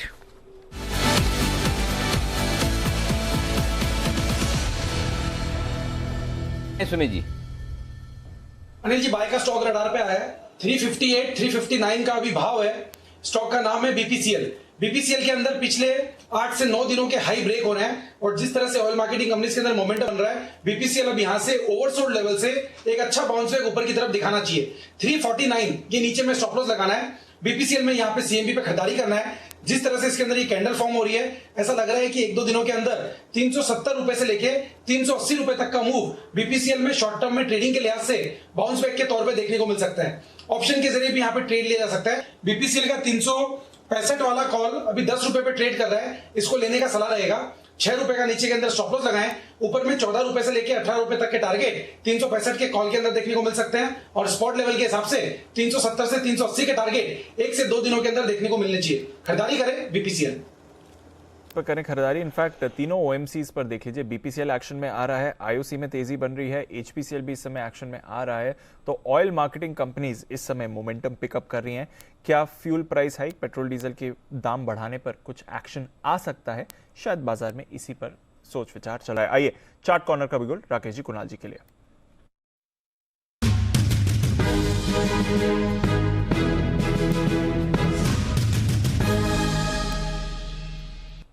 बताएं सर। दीपांशु, मेटल्स में पहले हमने सेल दिया, टाटा स्टील दिया और अब स्टील के अंदर नंबर है जिंदल स्टील एंड पावर का। यहाँ डेली चार्ट्स के ऊपर एक नेकलाइन टूट रही है, breakout, neat clean clear reversal. Over to Kunal ji. देखिए, बहुत ही स्ट्रांग चार्ट है दीपांशु, बहुत लंबा कंसोलिडेशन इस ब्रेकआउट के पीछे है। जेएसपीएल पर हमारी खरीदारी की राय है। ये स्टॉक हमें लगता है कि नए कीर्तिमान बनाएगा, नए हाईस यहां देखने को मिलेंगे। मौजूदा स्तरों पर बाय करके चलें। स्टॉप लॉस रखना है 475 475 रुपए पर। पहला टारगेट होगा 495 रुपए का, इवेंचुअल टारगेट 505 रुपए का। 505 के लिए बाय करें Jindal steel and power. Absolutely. तो मोमेंटम में आ गए हैं सारे के सारे मेटल स्टॉक्स और खरीदारी करके चलनी है। कमोडिटी प्लेस आपको फिर बाजार में लीडरशिप दिखा रहे हैं, यहां पर रखिए नजर। कई सारे कैश स्टॉक्स में भी आपको अच्छी खरीदारी आती हुई दिख रही है। तो चलिए, ये है आपके लिए जेएसपीएल पर खरीदारी की राय। पर एक स्टॉक जो एक्शन में है, उतना एक्शन नहीं आया है, बट बाजार में डेफिनेटली इस पर थोड़ी पॉजिटिविटी बनी है और वो है कोलगेट। मैनेजमेंट बदलाव हो रहा है कंपनी में और इसलिए बाजार का थोड़ा पॉजिटिव नजरिया भी है इस पर। जानते हैं इसके बारे में कुशल के साथ। कुशल, बताइए क्या है फोकस? बिल्कुल, तो फोकस इसके लिए कोलगेट के लिए इसलिए भी बन रहा है क्योंकि 12 बरस के बाद आप देखिए यहाँ पर एमडी और सीईओ को पद पे प्रभा नरसिम्हन जी को नियुक्त किया गया है, जो कि कोलगेट के बाहर से आती हुई दिख रही हैं। क्योंकि इसके पहले जो एमडी एंड सीईओ बने थे कोलगेट में, उनका इंटरनल प्रमोशन ही होता हुआ दिखा था। पर 12 साल के बाद यहाँ पर ये फैसला लिया है कोलगेट इंडिया द्वारा और ये कहीं राइट डायरेक्शन मानकर चल। तो यहाँ पर आगे किस तरह से ये ग्रोथ देख रहे हैं वो उसके बारे में मैं आपको स्पेसिफिक जानकारी दूंगा। पर आप देखिए यहाँ पर एचयूएल की ये पूर्व एग्जीक्यूटिव डायरेक्टर रह चुकी है, मतलब लास्ट जो उनका पद था वो होम केयर डिवीजन में वो एग्जीक्यूटिव डायरेक्टर पद पर थी एचयूएल में, और 1 सितंबर 2022 से यहाँ पर इनकी नियुक्ति होती हुई दिखेगी। एचयूएल के साथ अलग अलग रोल्स में इन्होंने पिछले 15 सालों से काम किया है। 2006 में इन्होंने एचयूएल को ज्वाइन किया था। 1997 में इन्होंने आईएम बैंगलोर से एमबीए की शिक्षा प्राप्त की है। अब आप देखिए यहाँ पर इनको चुनने की वजह क्या बनी। सबसे पहले तो आप देखिए भारत में कोलगेट के 2 सेगमेंट्स हैं, एक तो ओरल केयर और दूसरा पर्सनल केयर प्रोडक्ट सेगमेंट। अब ओरल केयर में जिस तरह से डाबर और पतंजलि ने इनका मार्केट शेयर लिया है, उस मार्केट शेयर को वापस से रीगेन करने के लिए इनकी नियुक्ति होती हुई दिखी है। साथ ही जो अन्य सेगमेंट है जिसमें पर्सनल केयर जिसकी मैं बात कर रहा था, उसको अब बढ़ाने पर कंपनी का पामोलिव ब्रांड है उसको और फर्दर स्केल अप करने की योजना कंपनी की बन रही है, जिसके तहत इन्होंने प्रभा नरसिम्हन जी को चुना है। इनफैक्ट इनके लिए ये कहा भी गया है कि 2016 से 2019 के बीच में एचयूएल में जो इनका स्किन केयर कारोबार था उसको इंडस्ट्री से ज़्यादा बेहतर ग्रोथ ये देती हुई दिखी है। तो ये सब बड़ी वजह है जिसके कारण से इन्होंने प्रभा नरसिम्हन जी को as an MD and CEO पद पर चुना। तो ये है आपके लिए कोलगेट। मैनेजमेंट चेंज हो रहा है और बाजार में एक्साइटमेंट भी है। आज सुबह ब्रोकरेज रिपोर्ट्स भी इस पर पॉजिटिविटी दिखा रही थी। अविनाश जी, ट्रैक करते हैं सर कोलगेट, कैसे देख रहे हैं इस मैनेजमेंट बदलाव को? अंशु, मुझे लग रहा है देखिए कोई भी मैनेजमेंट चेंज होता है तो एक एनकरेजमेंट डेफिनेटली होता है। एक नई टीम आती है, नई स्ट्रेटेजीज होती है। कोलगेट को लेके मुझे लग रहा है कि जो नई मैनेजिंग डायरेक्टर को सिलेक्ट किया गया है उम्मीद यही रहेगी कि जो ओरल सेगमेंट है वहां पे और फास्टर ग्रोथ आने की उम्मीद है, क्योंकि पिछले 3-4 सालों से ओरल सेगमेंट में कोलगेट की मार्केट लीडरशिप जरूर है, लेकिन वॉल्यूम ग्रोथ थोड़ा सा लैग हो रहा था। तो I think markets definitely new products और न्यू स्ट्रेटेजीज के बारे में ऑब्वियसली एक्सपेक्ट करेंगे, और आने वाला जो क्वार्टर रहेगा होपफुली जब मैनेजमेंट कमेंट्री हमको मिलेगी तभी हमको इनके बारे में थोड़ा सा और डिटेल्स मिलेंगे। तो नेट डेफिनेटली पॉजिटिव है, और ये नंबर्स में आने में डेफिनेटली सभी लोग इंतजार करेंगे कि जो भी स्ट्रेटेजीज है वो नंबर्स में कितने जल्दी रिफ्लेक्ट हो जाए। ओके, तो ये है आपके लिए कोलगेट पर आए स्टॉक है 1500 रुपए पर ट्रेड करता हुआ इस वक्त। आइए तैयार है नितिन जी फोन लाइन पर निफ्टी के निशाने बांध नितिन मुरार का।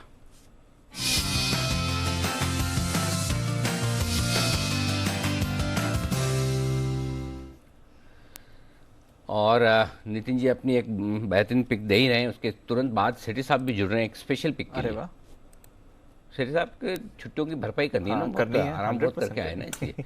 आइए नितिन जी, गुड आफ्टरनून, बताएं सर। गुड आफ्टरनून अनिल जी, यहाँ पे 16,700 की कॉल ऑप्शन लेंगे जो 190 में मिल रही है, और इसका स्टॉप लॉस होगा 130 रुपए का, और टारगेट होने चाहिए करीब 260 से 270 रुपए। आज मार्केट बिल्कुल साइडवेज है, बट डेटा ऐसा बन रहा है कि एक पॉजिटिव मूव आनी चाहिए, और पॉसिबल है कि हम लोग 16,750 की तरफ जा सकते हैं। तो उसको देखते हुए यहाँ पे 16,700 की कॉल ऑप्शन खरीदेंगे। 16,700 का कॉल ऑप्शन 190 में खरीदें, ये राय आपके लिए आती हुई नितिन जी की तरफ से, इस पर फोकस बनाए रखें। ओके, तो ये है आपके लिए 260 और 270 के टारगेट के लिए परफेक्ट। बढ़ते हैं आगे, एक विशेष बिगुल सेठी साहब के लिए, चाहे तो स्पेशल पिक का मजा दो, चाहे तो आप सदाबहार सेठी साहब की शॉर्ट टर्म पिक का, कोई भी चलेगा।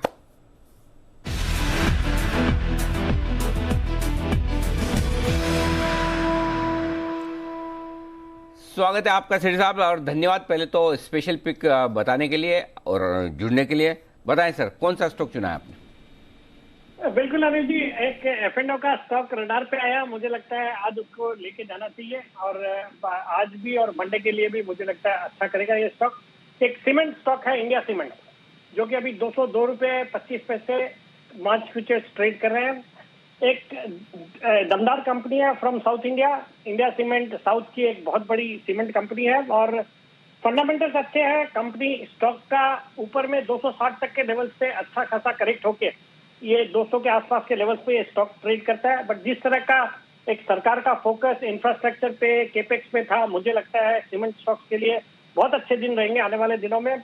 फिर कुछ प्राइस हाइक्स की भी खबरें हैं, और इस स्टॉक में वैसे भी कॉन्फिडेंस आता है कि भारत के जो नामी गिरामी निवेशक राधा किशन दमानी जी इसमें लगातार कंपनी में हिस्सेदारी बढ़ाते जा रहे हैं। अब उनकी हिस्सेदारी लगभग 21-22% ऑलरेडी हो चुकी है। तो लॉन्ग टर्म के लिहाज से भी ये स्टॉक बहुत ही अच्छा लगता है, और बाकी शॉर्ट टर्म में मुझे लगता है ये सीमेंट स्टॉक अच्छा करेगा। यहाँ 210-215 तक के टारगेट है, और 198 का स्टॉप लॉस रखता है। ये 198 का स्टॉप लॉस, 210-215 कल याद है आपको? नहीं, मैं बोल भी रहा था कि शायद मैं इसको कल आपके रेडार पे, रेडार पे आया भी था। कल सुबह से कल हम सीमेंट स्टॉक की बात कर ही भी रहे थे, एकदम सेठी साहब ने सही वक्त पर पकड़ा है। बिल्कुल ये 2000 वाला कैंडिडेट है, बिल्कुल। सबसे बड़ी बात, इस वीकेंड पर सीमेंट प्राइस हाइक आने की पूरी संभावना बताई जा रही है, तो सोमवार को आपके लिए एक ट्रिगर भी होगा सीमेंट कंपनी के लिए, अगर सीमेंट प्राइस की हाइक आ जाती है, जिसकी पूरी संभावना है भी। तो और बाकी तो आपको बताइए कि राधा किशन दमानी जी का इतना बड़ा इन्वेस्टमेंट है ही, तो ये स्टॉक है जबरदस्त। अब तो F&O में भी आ गया, हाँ करेक्ट, F&O में भी है। तो ये है स्पेशल पिक सेठी साहब की तरफ से, इंडिया सीमेंट। ये एक बेहतरीन स्टॉक जहाँ पर आप कर सकते हैं खरीदारी 215 के टारगेट के लिए, 210 और 215 के टारगेट के लिए। ये है आपके लिए। धन्यवाद सेठी साहब, ये बेहतरीन पिक आपने रखी हमारे सामने। और इस बीच मुंबई का बजट भी, सॉरी महाराष्ट्र का बजट भी पेश हो रहा है आज। बहुत सारी अच्छी इन्फॉर्मेशन आ रही है। इलेक्ट्रिक व्हीकल्स के लिए 5000 चार्जिंग स्टेशन बनाए जाएंगे, 8000 करोड़ आवंटन किए जा रहे हैं PM आवासीय योजना में, जो कि रियल एस्टेट के लिए अच्छा है, अफोर्डेबल हाउसिंग के लिए होता है। यहाँ पर एडिशनल प्रोविजन इसके लिए किए गए हैं। और भी एक आध पोर्ट बनाने की भी खबर आती दिख रही। नावाशेवा में पोर्ट बनाया जा रहा है, या एयरपोर्ट, पोर्ट या एयरपोर्ट?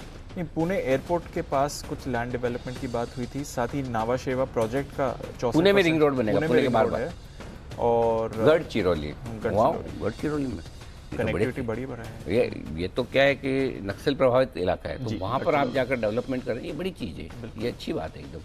और नासिक पुणे के बीच में हाई स्पीड रेल लाइन 16, वाह चलिए, तो बहुत सारी चीज़ें आ रही हैं महाराष्ट्र के बजट में से जो इंटरेस्टिंग है। हमारी पूरी टीम आपके साथ कंपाइल करके रखेगी पूरी इन्फॉर्मेशन। 3000 इको फ्रेंडली बसेस भी खरीदेंगे, eco friendly buses state transport के लिए। तो सारी आपकी जो JBM ऑटो, टाटा मोटर्स, ये सारी भी फोकस में, इलेक्ट्रा ग्रीन टेक ये भी फोकस में आ जाएंगे सर। परफेक्ट। तो ये है आपके लिए कुछ बेहतरीन और दिन के हाई पॉइंट की तरफ, हाई पॉइंट तो नहीं कहूँगा लेकिन हाँ मजबूती की तरफ बढ़ते हुए दिख रहे हैं। आखिरी आधे घंटे में 3 बजे का लेवल देखना जरूरी होता है। 3 बजे हम 16,630 के आसपास हैं और 34,500 के आसपास हम बैंक निफ्टी पर हैं, ये आपको दिख रहा है।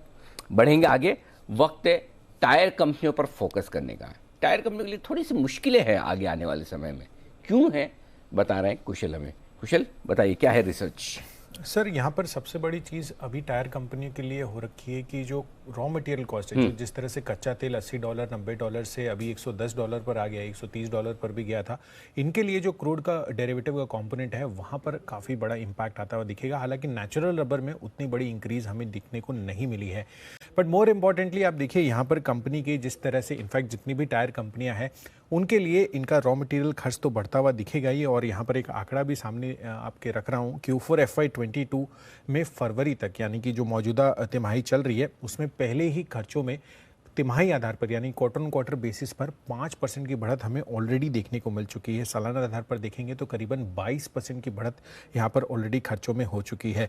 बट कहीं ना कहीं जिस तरह से हम एक्सपेक्ट करते हैं कि जब भी कॉस्ट, इनपुट कॉस्ट इन्फ्लेशन होता है वो उसके बाद कंपनियां अपनी प्राइस इंक्रीज करती हैं, बट प्राइस इंक्रीज उतने प्रोपोर्शन में नहीं बढ़ पाती हैं, तो कहीं ना कहीं इनके मार्जिन्स पर उस चीज़ का असर हो सकता है। और आगे चलकर भी कहीं ना कहीं ये मार्जिन्स पर इम्पैक्ट हो सकता है, क्योंकि रिप्लेसमेंट सेगमेंट में इनको जो मार्जिन मेंटेन करनी है, ग्रॉस मार्जिन, उसके लिए 6 से 8% की बढ़ोतरी इनको करनी होगी।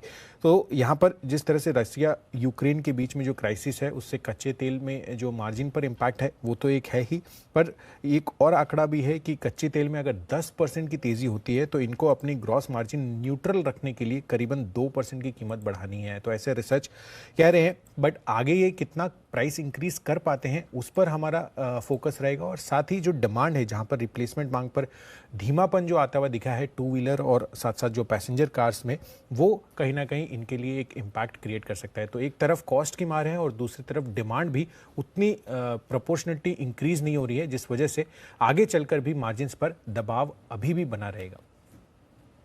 दबाव बना रहेगा मार्जिन्स पर, ये परेशानी वाली बात टायर कंपनीज के लिए हो सकती है। अविनाश जी, आप भी थोड़ा कमजोर समय देखते हैं, एक तो मार्जिन प्रेशर आ रहा है, दूसरा ऑटो डिमांड भी गिर सकती है अगर कच्चे तेल लंबे पीरियड तक हाई प्राइस पर रहते हैं, पहले भी हम ये देख चुके हैं। और मार्जिन प्रेशर तो वैसे भी ऑटो कंपोनेंट सभी के लिए बढ़ रहा है सर। बिल्कुल, इनफैक्ट देखिए, मुझे लग रहा है कि पहला तो प्रॉब्लम क्रूड ऑयल का है, उसके बाद जो दूसरे इनपुट्स है जैसे कार्बन ब्लैक है वो भी एक्सपेंसिव हो गए हैं।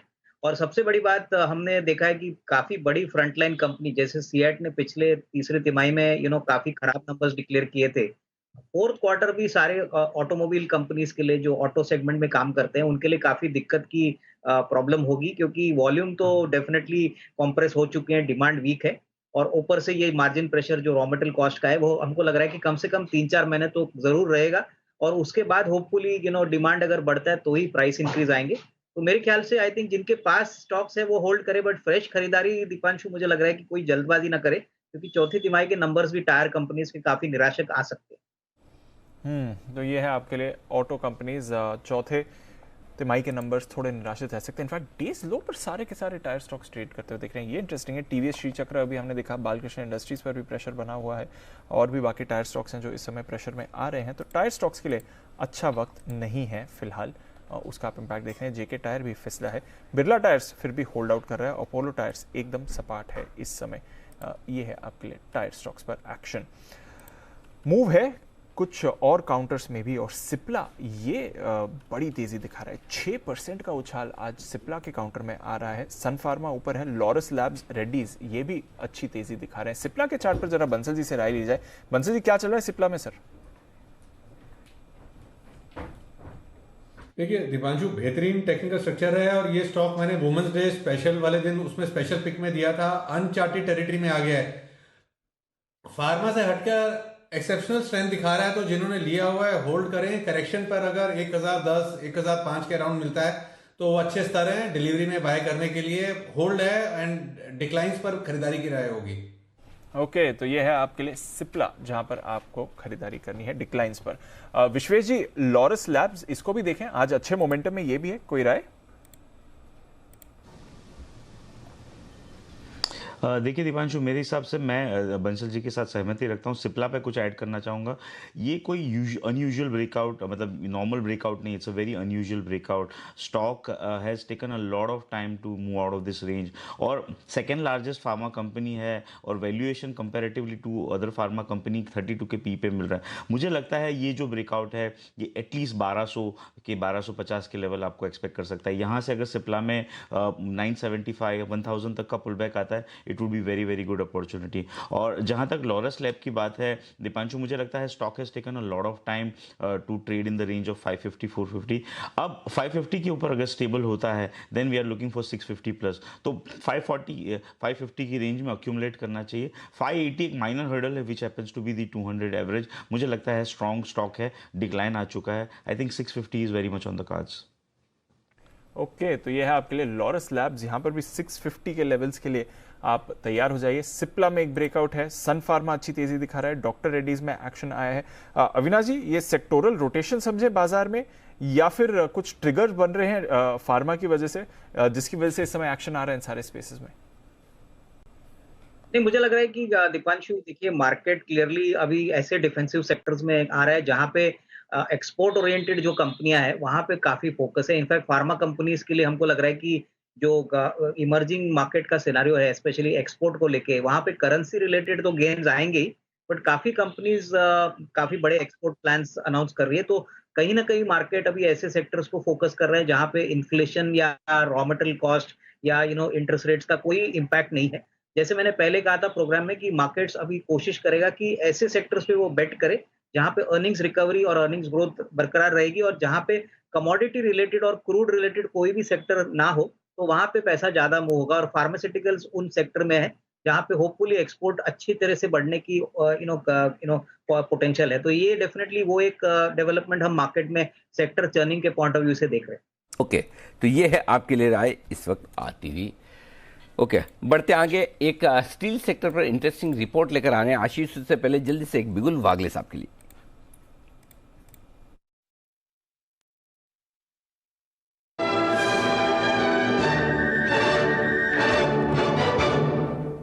जी वागले साहब बताएं सर। अनिल जी, हिंदुस्तान पेट्रोलियम HPCL बाय करना है BTST के तौर पे 294.50 295 के बीच में भाव चल रहा है। 290 का स्टॉप लॉस होगा, 305 306 का टारगेट कल सुबह तक मिलना चाहिए, हमें भी कल के दिन में आना चाहिए। खरीदारी करने की राय इस वक्त आती हुई दिख रही है। चलिए, विश्वेश जी भी तैयार है, एक बिगुल विश्वेश का विशेष।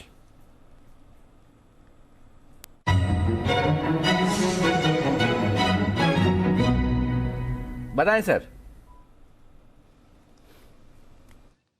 Anil ji, beat and down stocks पे फोकस करना है। जुबिलेंट फूड रिलेटिवली गिरा हुआ स्टॉक है, मतलब ऊपर के लेवल से आप देखेंगे तो 4000 से 2500 के लेवल तक आ चुका है। 1500 रुपीज़ का डिक्लाइन है और अभी उतना चला नहीं मार्केट के साथ। मुझे लगता है यहाँ से मूवमेंट आना चाहिए 3000 3100 की तरफ। तो यहाँ पे आपको खरीदना है जुबिलेंट फूड का 3000 का कॉल ऑप्शन, जो करीबन 70 रुपीज़ के आसपास मिल रहा है। नहीं जी, यहाँ पे 55 का स्टॉप लॉस रख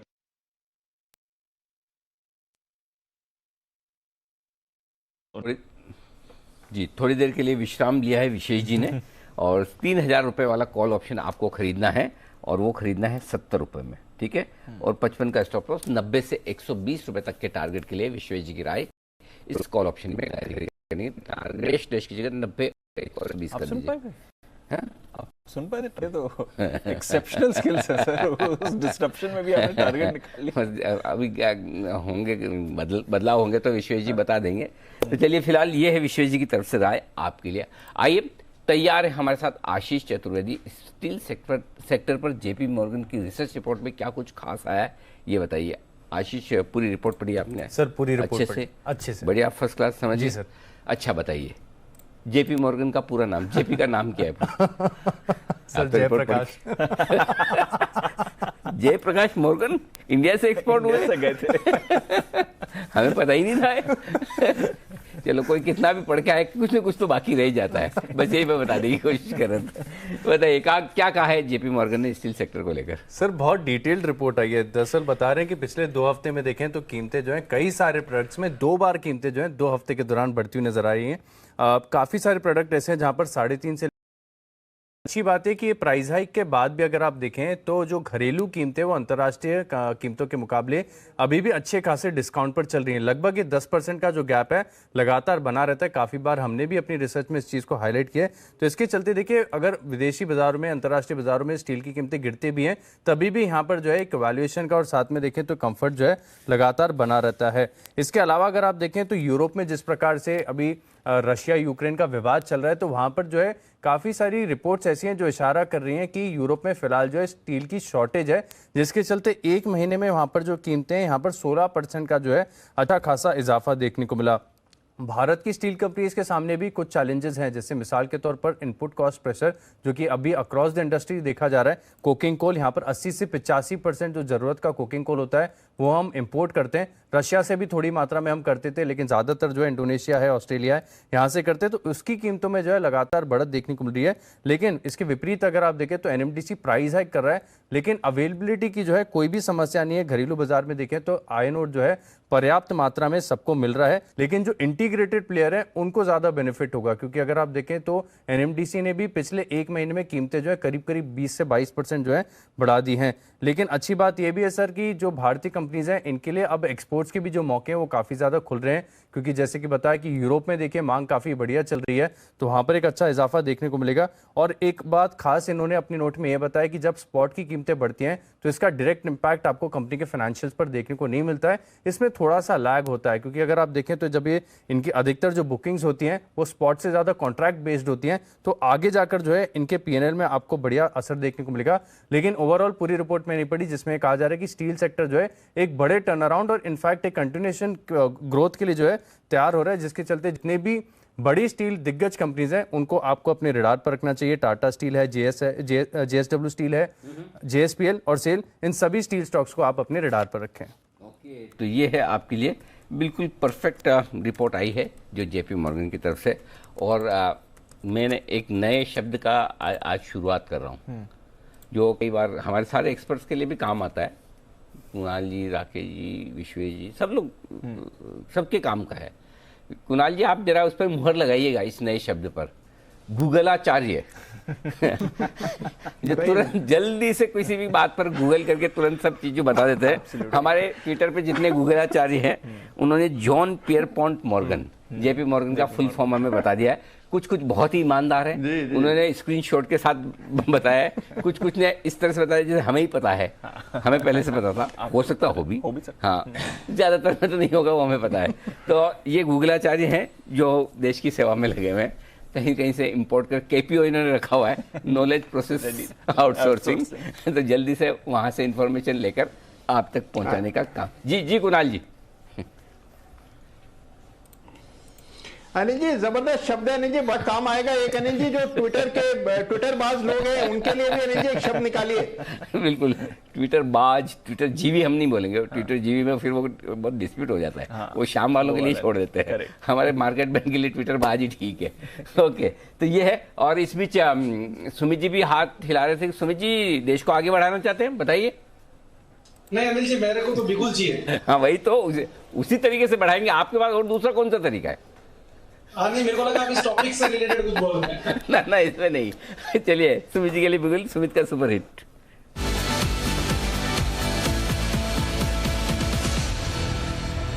बताएं सर जी। अनिल जी, बाय का स्टॉक है, स्टॉक का भाव चल रहा है 125 रुपया, 125 रुपया 25 पैसा। स्टॉक का नाम है आरईसी लिमिटेड।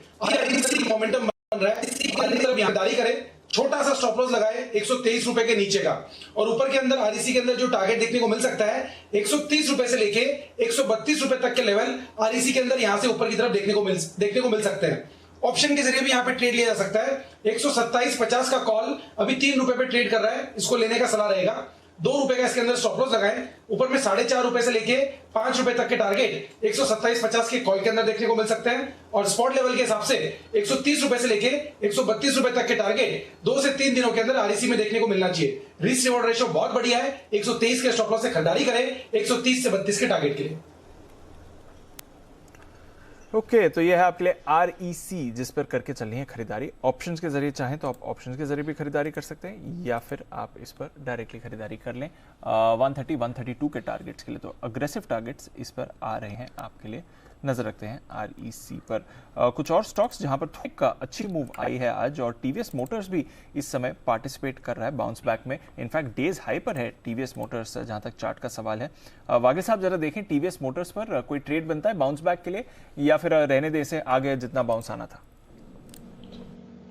दीपांशु एक लिमिटेड बाउंस बैक के लिए हो सकता है 585 588 तक, यहाँ से 2% की ट्रेडिंग मूव बन सकती है। आपका 568 का स्टॉप लॉस होना चाहिए, टारगेट 585 588 मुझे लगता है कल के दिन में आना चाहिए। तो ये है आपके लिए राय, और जय ठक्कर तैयार होने कैश का ऑप्शन के लिए साथ, लेकिन धन्यवाद देना है 2 आदमियों का। एक तो कहें किरण जी है ना शो में, किरण जी किधर दिखाओ, किरण जी के दर्शन कराओ। हाँ, और किरण जी के बाद मोदी जी का समझ तो गए होंगे आप। किरण जी समझ गए किस बात के लिए? बिल्कुल अनिल जी, ITC। ये हुई ना बात। 237 रुपए।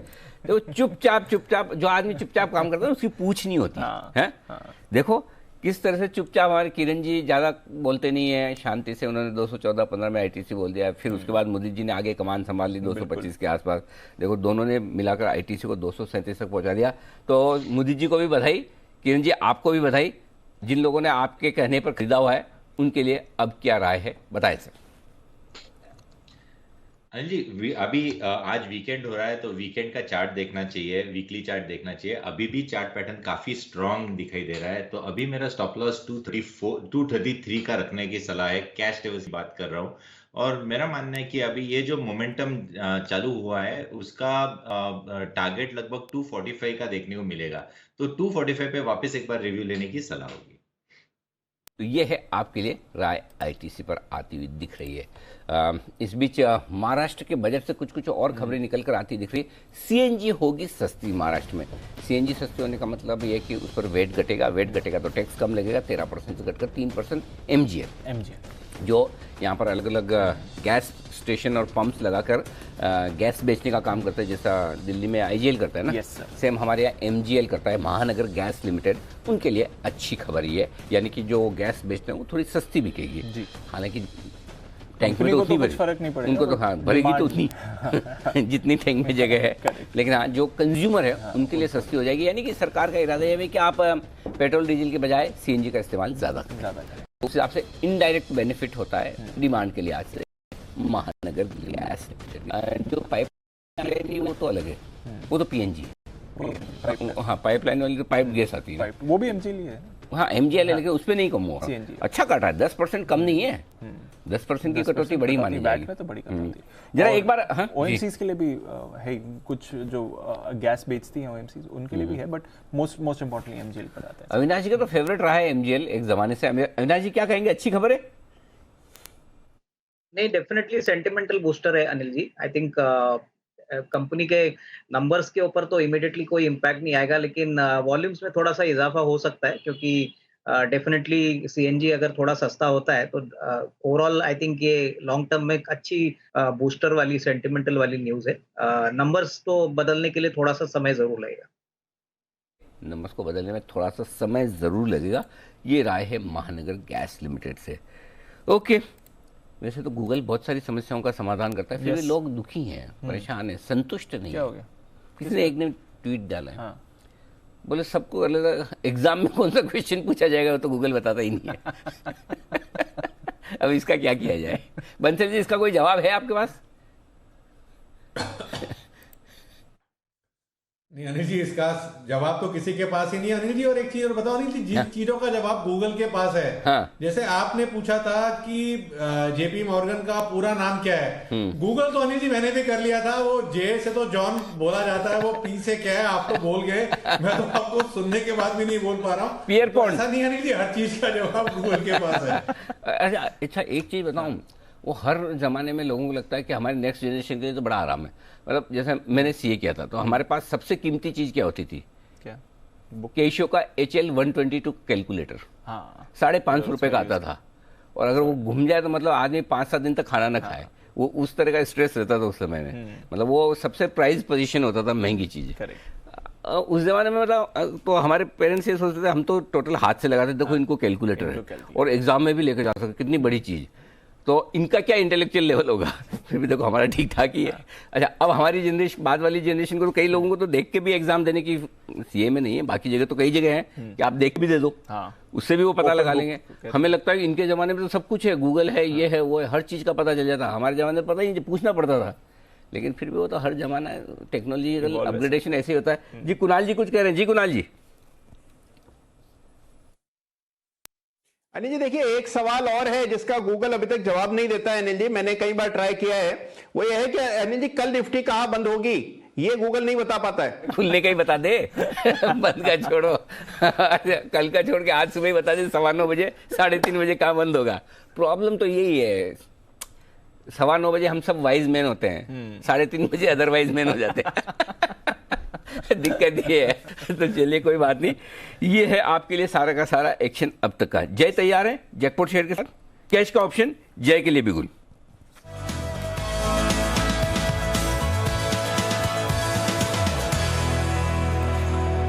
बताएं जय।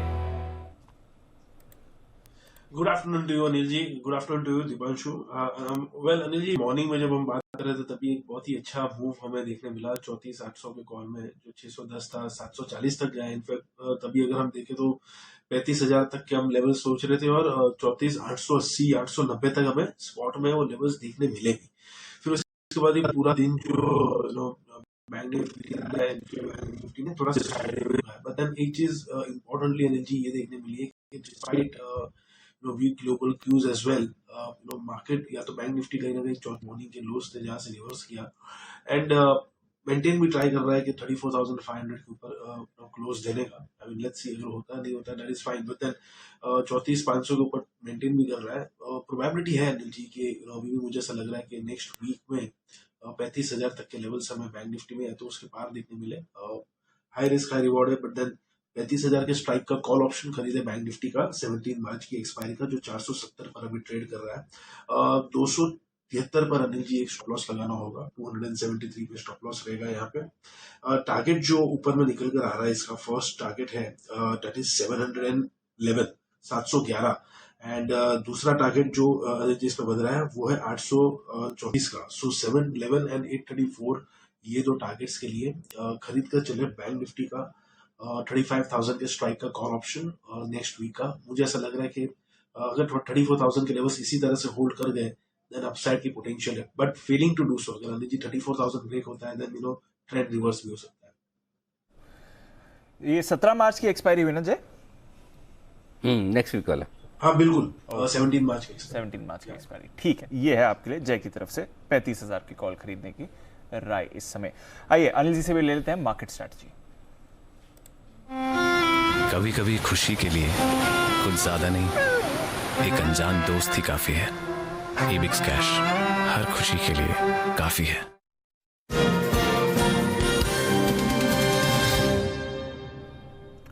सर ठीक ठाक मूड है। डाउ फ्यूचर्स लगभग 100 अंक ऊपर है इस समय, नैस्डैक फ्यूचर्स 60 अंक ऊपर है, आधे % की तेजी दिखा रहे हैं। यूरोप के बाजार 1 से 1.25% ऊपर दिख रहे हैं।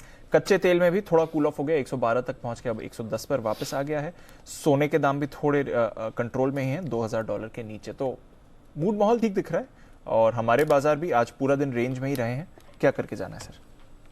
वैसे तो दीप बायस थोड़ा सा तेजी की तरफ 60-40 वाला मामला है। आज अगर पॉजिटिव क्लोज है तो लगातार 4 दिन पॉजिटिव रहेगा। हाँ, लगातार 4 दिन निफ्टी का तो हो जाएगा। बैंक निफ्टी का लगातार तीसरे दिन होगा। बैंक निफ्टी एक दिन निफ्टी के पॉजिटिव होने के बावजूद फर्स्ट डे को, ट्यूसडे को। ठीक है। सो ऐसे तो ठीक है मामला। अब देखो 2 दिन वाली बात है, मंडे है, अभी धीरे धीरे डर तो खत्म हो रहा है। Yes sir, absolutely. नया कुछ हो जाए पता नहीं। देखो न्यूज का तो कह ही नहीं सकते, डेटा थोड़ा थोड़ा ऊपर जाने के संकेत दे रहे हैं। अच्छी बात क्या है दीप? अच्छी बात है कि बढ़ने की स्पीड बढ़िया है, और तेजी से गिरे तेजी से बढ़िया ठीक नहीं है बाजार के लिए। तो आज जो ये टाइम पास किया ना, टाइम पास करने के बाद हरे में बंद हो रहे हैं वीकेंड सेशन पे, ये ताकत है। ओके, गैप से खुलते टिके रह जाते बंद हो जाते बड़ी बात नहीं है। आप नीचे आए, नीचे से बार बार ऊपर आए, बार बार से वापस नीचे आए, तो हर एक लेवल पे खरीदने और बेचने वाले के ट्रेडर का, इन्वेस्टर का कॉन्फिडेंस टेस्ट किया बाजार ने। उसके बाद वीकेंड सेशन पे आप 2 दिन की रिस्क लेकर अगर लॉन्ग लेकर जाते हो तो ये बाजार का कॉन्फिडेंस दिखा रहा है, ये कह रहा है कि अगले हफ्ते थोड़ी और अपसाइड बाकी है। ऐसे में आप क्या कर सकते हैं? मैक्सिमम क्या हो सकता है दीप? मैक्सिमम आपका 300 पॉइंट नीचे खुल जाए वर्स्ट केस सिनेरियो में बैंक निफ्टी, तो आप एक काम करिए 16,400 का 16,350 का put option hedging out of the money का, दूर का 100-150 के लिए हेजिंग करने की जरूरत है। ठीक है, हेजिंग करनी होती है क्योंकि प्रीमियम बहुत है, अभी भी पहले से कम है लेकिन अभी भी ऑप्शंस में प्रीमियम बहुत है। तो अगर आपकी लॉन्ग पोजीशन है 16,400 का पुट ऑप्शन हेज कर लें, या फिर 17,000 का कॉल ऑप्शन भेज दें, वो भी तो कर सकते हैं कि ऐसा भी नहीं कोई 300-400 पॉइंट से ऊपर खुल जाए ऐसा। तो दोनों तरीके से आपको जो ठीक लगे कर सकते हैं। सेम सिचुएशन बैंक निफ्टी में भी 34,000 का पुट खरीद ले या 35,000 का कॉल बेच दें, आइदर थिंग इज जो आपको ठीक लगे, हेजिंग कर ले और लॉन्ग पोजीशन को बरकरार रखें। तो कंफर्ट है आपका यहाँ पर पोजीशन कैरी फॉरवर्ड? तो आज की क्लोजिंग के हिसाब से कंफर्ट है। हाँ, इसलिए हमको ये तो पता है कि रेंज बाउंड मार्केट रहेगा। अब रेंज बाउंड मार्केट में 40 ऊपर बंद होता है या 40 नीचे बंद होता है, ये इंपॉर्टेंट है। yes. तो अगर हमने ये डिसाइड किया कि फ्राइडे के दिन हमें 40 ऊपर बंद होना है, ये स्ट्रेंथ है, और इसलिए लॉन्ग रखने में, और ये 40 नीचे बंद हो रहा होता, रेड में होता, तो हम कहते हैं भाई कम करके जाओ। राइट, समझ गया। ठीक है, तो वो कॉन्फिडेंस थोड़ा दिख रहा है, हालांकि रेंज बाउंड मार्केट। आइए फाइनल क्विक कॉल्स जय की तरफ से, पहले जय का जैकपॉट।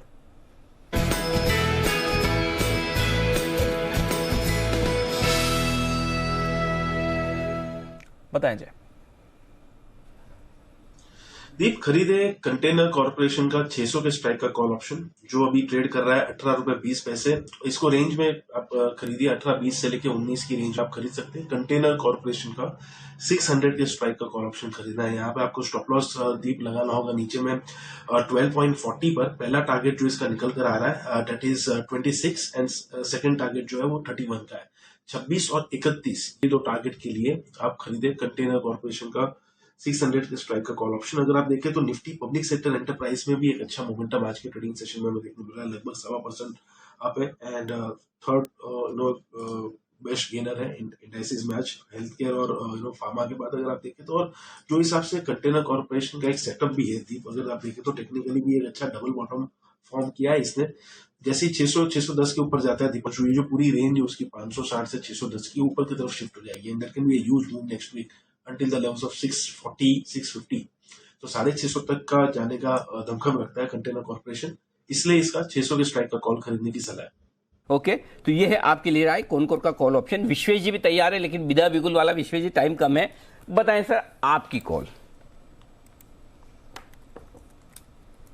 देखिए अनिल जी, ले जाना है वीकेंड में काइंड ऑफ कैरी ट्रेड कह सकते हैं। इट्स एयू बैंक 1197 के आसपास चल रहा है फ्यूचर में। मेरा ये मानना है कि जय ने भी बैंक निफ्टी पे बाय दिया और somewhere banking are showing a good resilient in this market. मुझे लगता है एयू बैंक आने वाले हफ्तों में अच्छी मूव दे सकता है। यहाँ पर रिस्क रिवॉर्ड जो है अनिल जी बहुत अच्छा है। छोटा सा स्टॉप लॉस है 1170 का, और सामने जो टारगेट है 1230 और 1270, तो अच्छे रिस्क रिवॉर्ड के साथ ट्रेड है जो है एयू स्मॉल फाइनेंस, मेरे हिसाब से लॉन्ग करके जाना चाहिए। Perfect, AU Small Finance bank, ये है आपके लिए खरीदारी करने की राय। और इस बीच एक और स्टॉक पर राय लेनी है सुमित जी से, जिन पर उन्होंने कहा था कि जिस शेयर को करना है कैरी वो है EID पेरी, लेकिन ये तो टारगेट पे पहुंच गया 435 के। कैरी करना है कि नहीं करना है सुमित जी? कविता के साथ जाए या आपकी टारगेट के साथ? नहीं अनिल जी, टारगेट पहले कविता बाद में। देखिए अनिल जी, सोचा ये था कि कैरी करेंगे तो नेक्स्ट वीक में प्रॉफिट मिलेगा, लेकिन इंट्राडे में आ गया तो बहुत अच्छी बात है।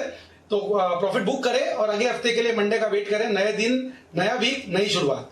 चलिए बढ़िया है। तो आज के आज टारगेट आ गए, बधाइयाँ स्वीकार करें आप। और ये है आपके लिए EID पेरी 435 के बेहद नज़दीक, 434 रुपये 70 पैसे का हाई जो लास्ट मैंने देखा था, लगभग उसके आसपास बना है। तो ये सुमित जी की तरफ से दमदार कॉल आपके लिए।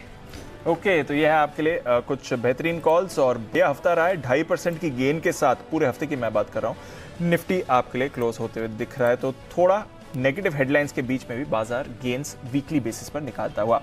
ऑयल मार्केटिंग कंपनी के लिए बेहतरीन दिन, बीपीसीएल, आईओसी, एचपीसीएल तीनों में अच्छी खरीदारी।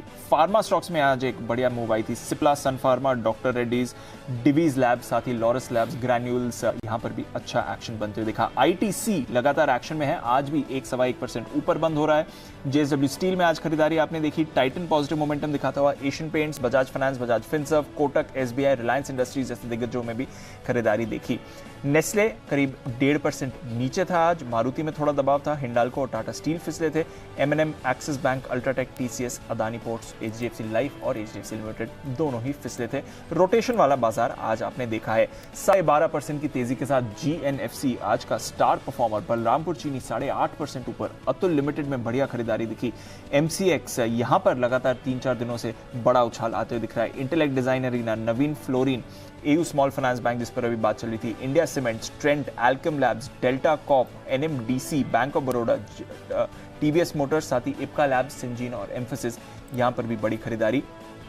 कमजोरी थी मनापुरम पर, कमजोरी थी फर्स्टसो सॉल्यूशंस में, Havells, Abbott, ABB, Whirlpool, SRF, MGL और साथ ही Tata Consumer, Metropolis, Motherson, BEL, ये कुछ काउंटर्स थे यहाँ पर वीकनेस बनती हुई देखी। पर अच्छी बात 16,600 के ऊपर आपको क्लोजिंग मिल रही है निफ्टी पर और 34,500 बैंक निफ्टी पर। तो अच्छा हफ्ता और खराब हेडलाइंस के बीच भी वीकली गेन आती हुई दिख रही है बाजार में। बिल्कुल ये बात है।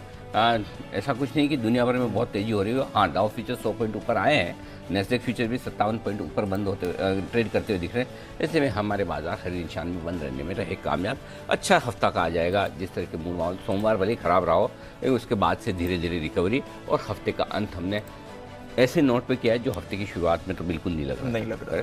तो 16,600 के ऊपर बंद होना, थैंक यू वेरी मच, धन्यवाद। थोड़े थोड़े थोड़े थोड़े हरे निशान में, लेकिन थोड़े थोड़े धीरे धीरे बढ़ते हुए दिख रहे हैं डाउ फ्यूचर्स। यस, अब 250 पहले ही बढ़ जाते थोड़े। हाँ हमारी भी और अच्छी क्लोजिंग है। लेकिन अच्छी बात है, बाद में बढ़ रहे हैं। जिन लोगों ने रिस्क लेकर ओवरनाइट खरीदारी किए उनको रिवॉर्ड भी मिलना चाहिए। बिल्कुल सर। तो 101 पॉइंट ऊपर थे, हाँ, वहाँ से 80-90 पॉइंट ऊपर थे, वहाँ से 100 पॉइंट की तेज रफ्तार पकड़ी है डाउ फ्यूचर ने। 57 पॉइंट मुझे अच्छे से याद है ऊपर थे नेस्डेक फ्यूचर, जो 97 पॉइंट ऊपर हो चुके हैं। ये 40 पॉइंट और छलांग लगाता है। चलने दो, अभी तो पूरा ट्रेडिंग सेशन रात पड़ी है, वीकेंड पड़ा है, सोमवार सुबह ही जो होगा होगा, देखा जाएगा। लेकिन सोमवार की सुबह कैसी भी हो, शुक्रवार का अंत बहुत बढ़िया है, एकदम राहत देने वाला है, ये बात साफ है आपके लिए। विदा लेंगे कुणाल जी, राकेश जी और अविनाश जी, हमारी येलो ब्रिगेड का बहुत बहुत धन्यवाद। आप तीनों जी और किरण जी, आपका भी शुक्रिया। जय ठक्कर साहब, विश्वेश जी और वागले साहब का भी दिल से धन्यवाद हमारा साथ देने के लिए आज वीकेंड सेशन में। मुझे और दीप को दीजिए इजाज़त।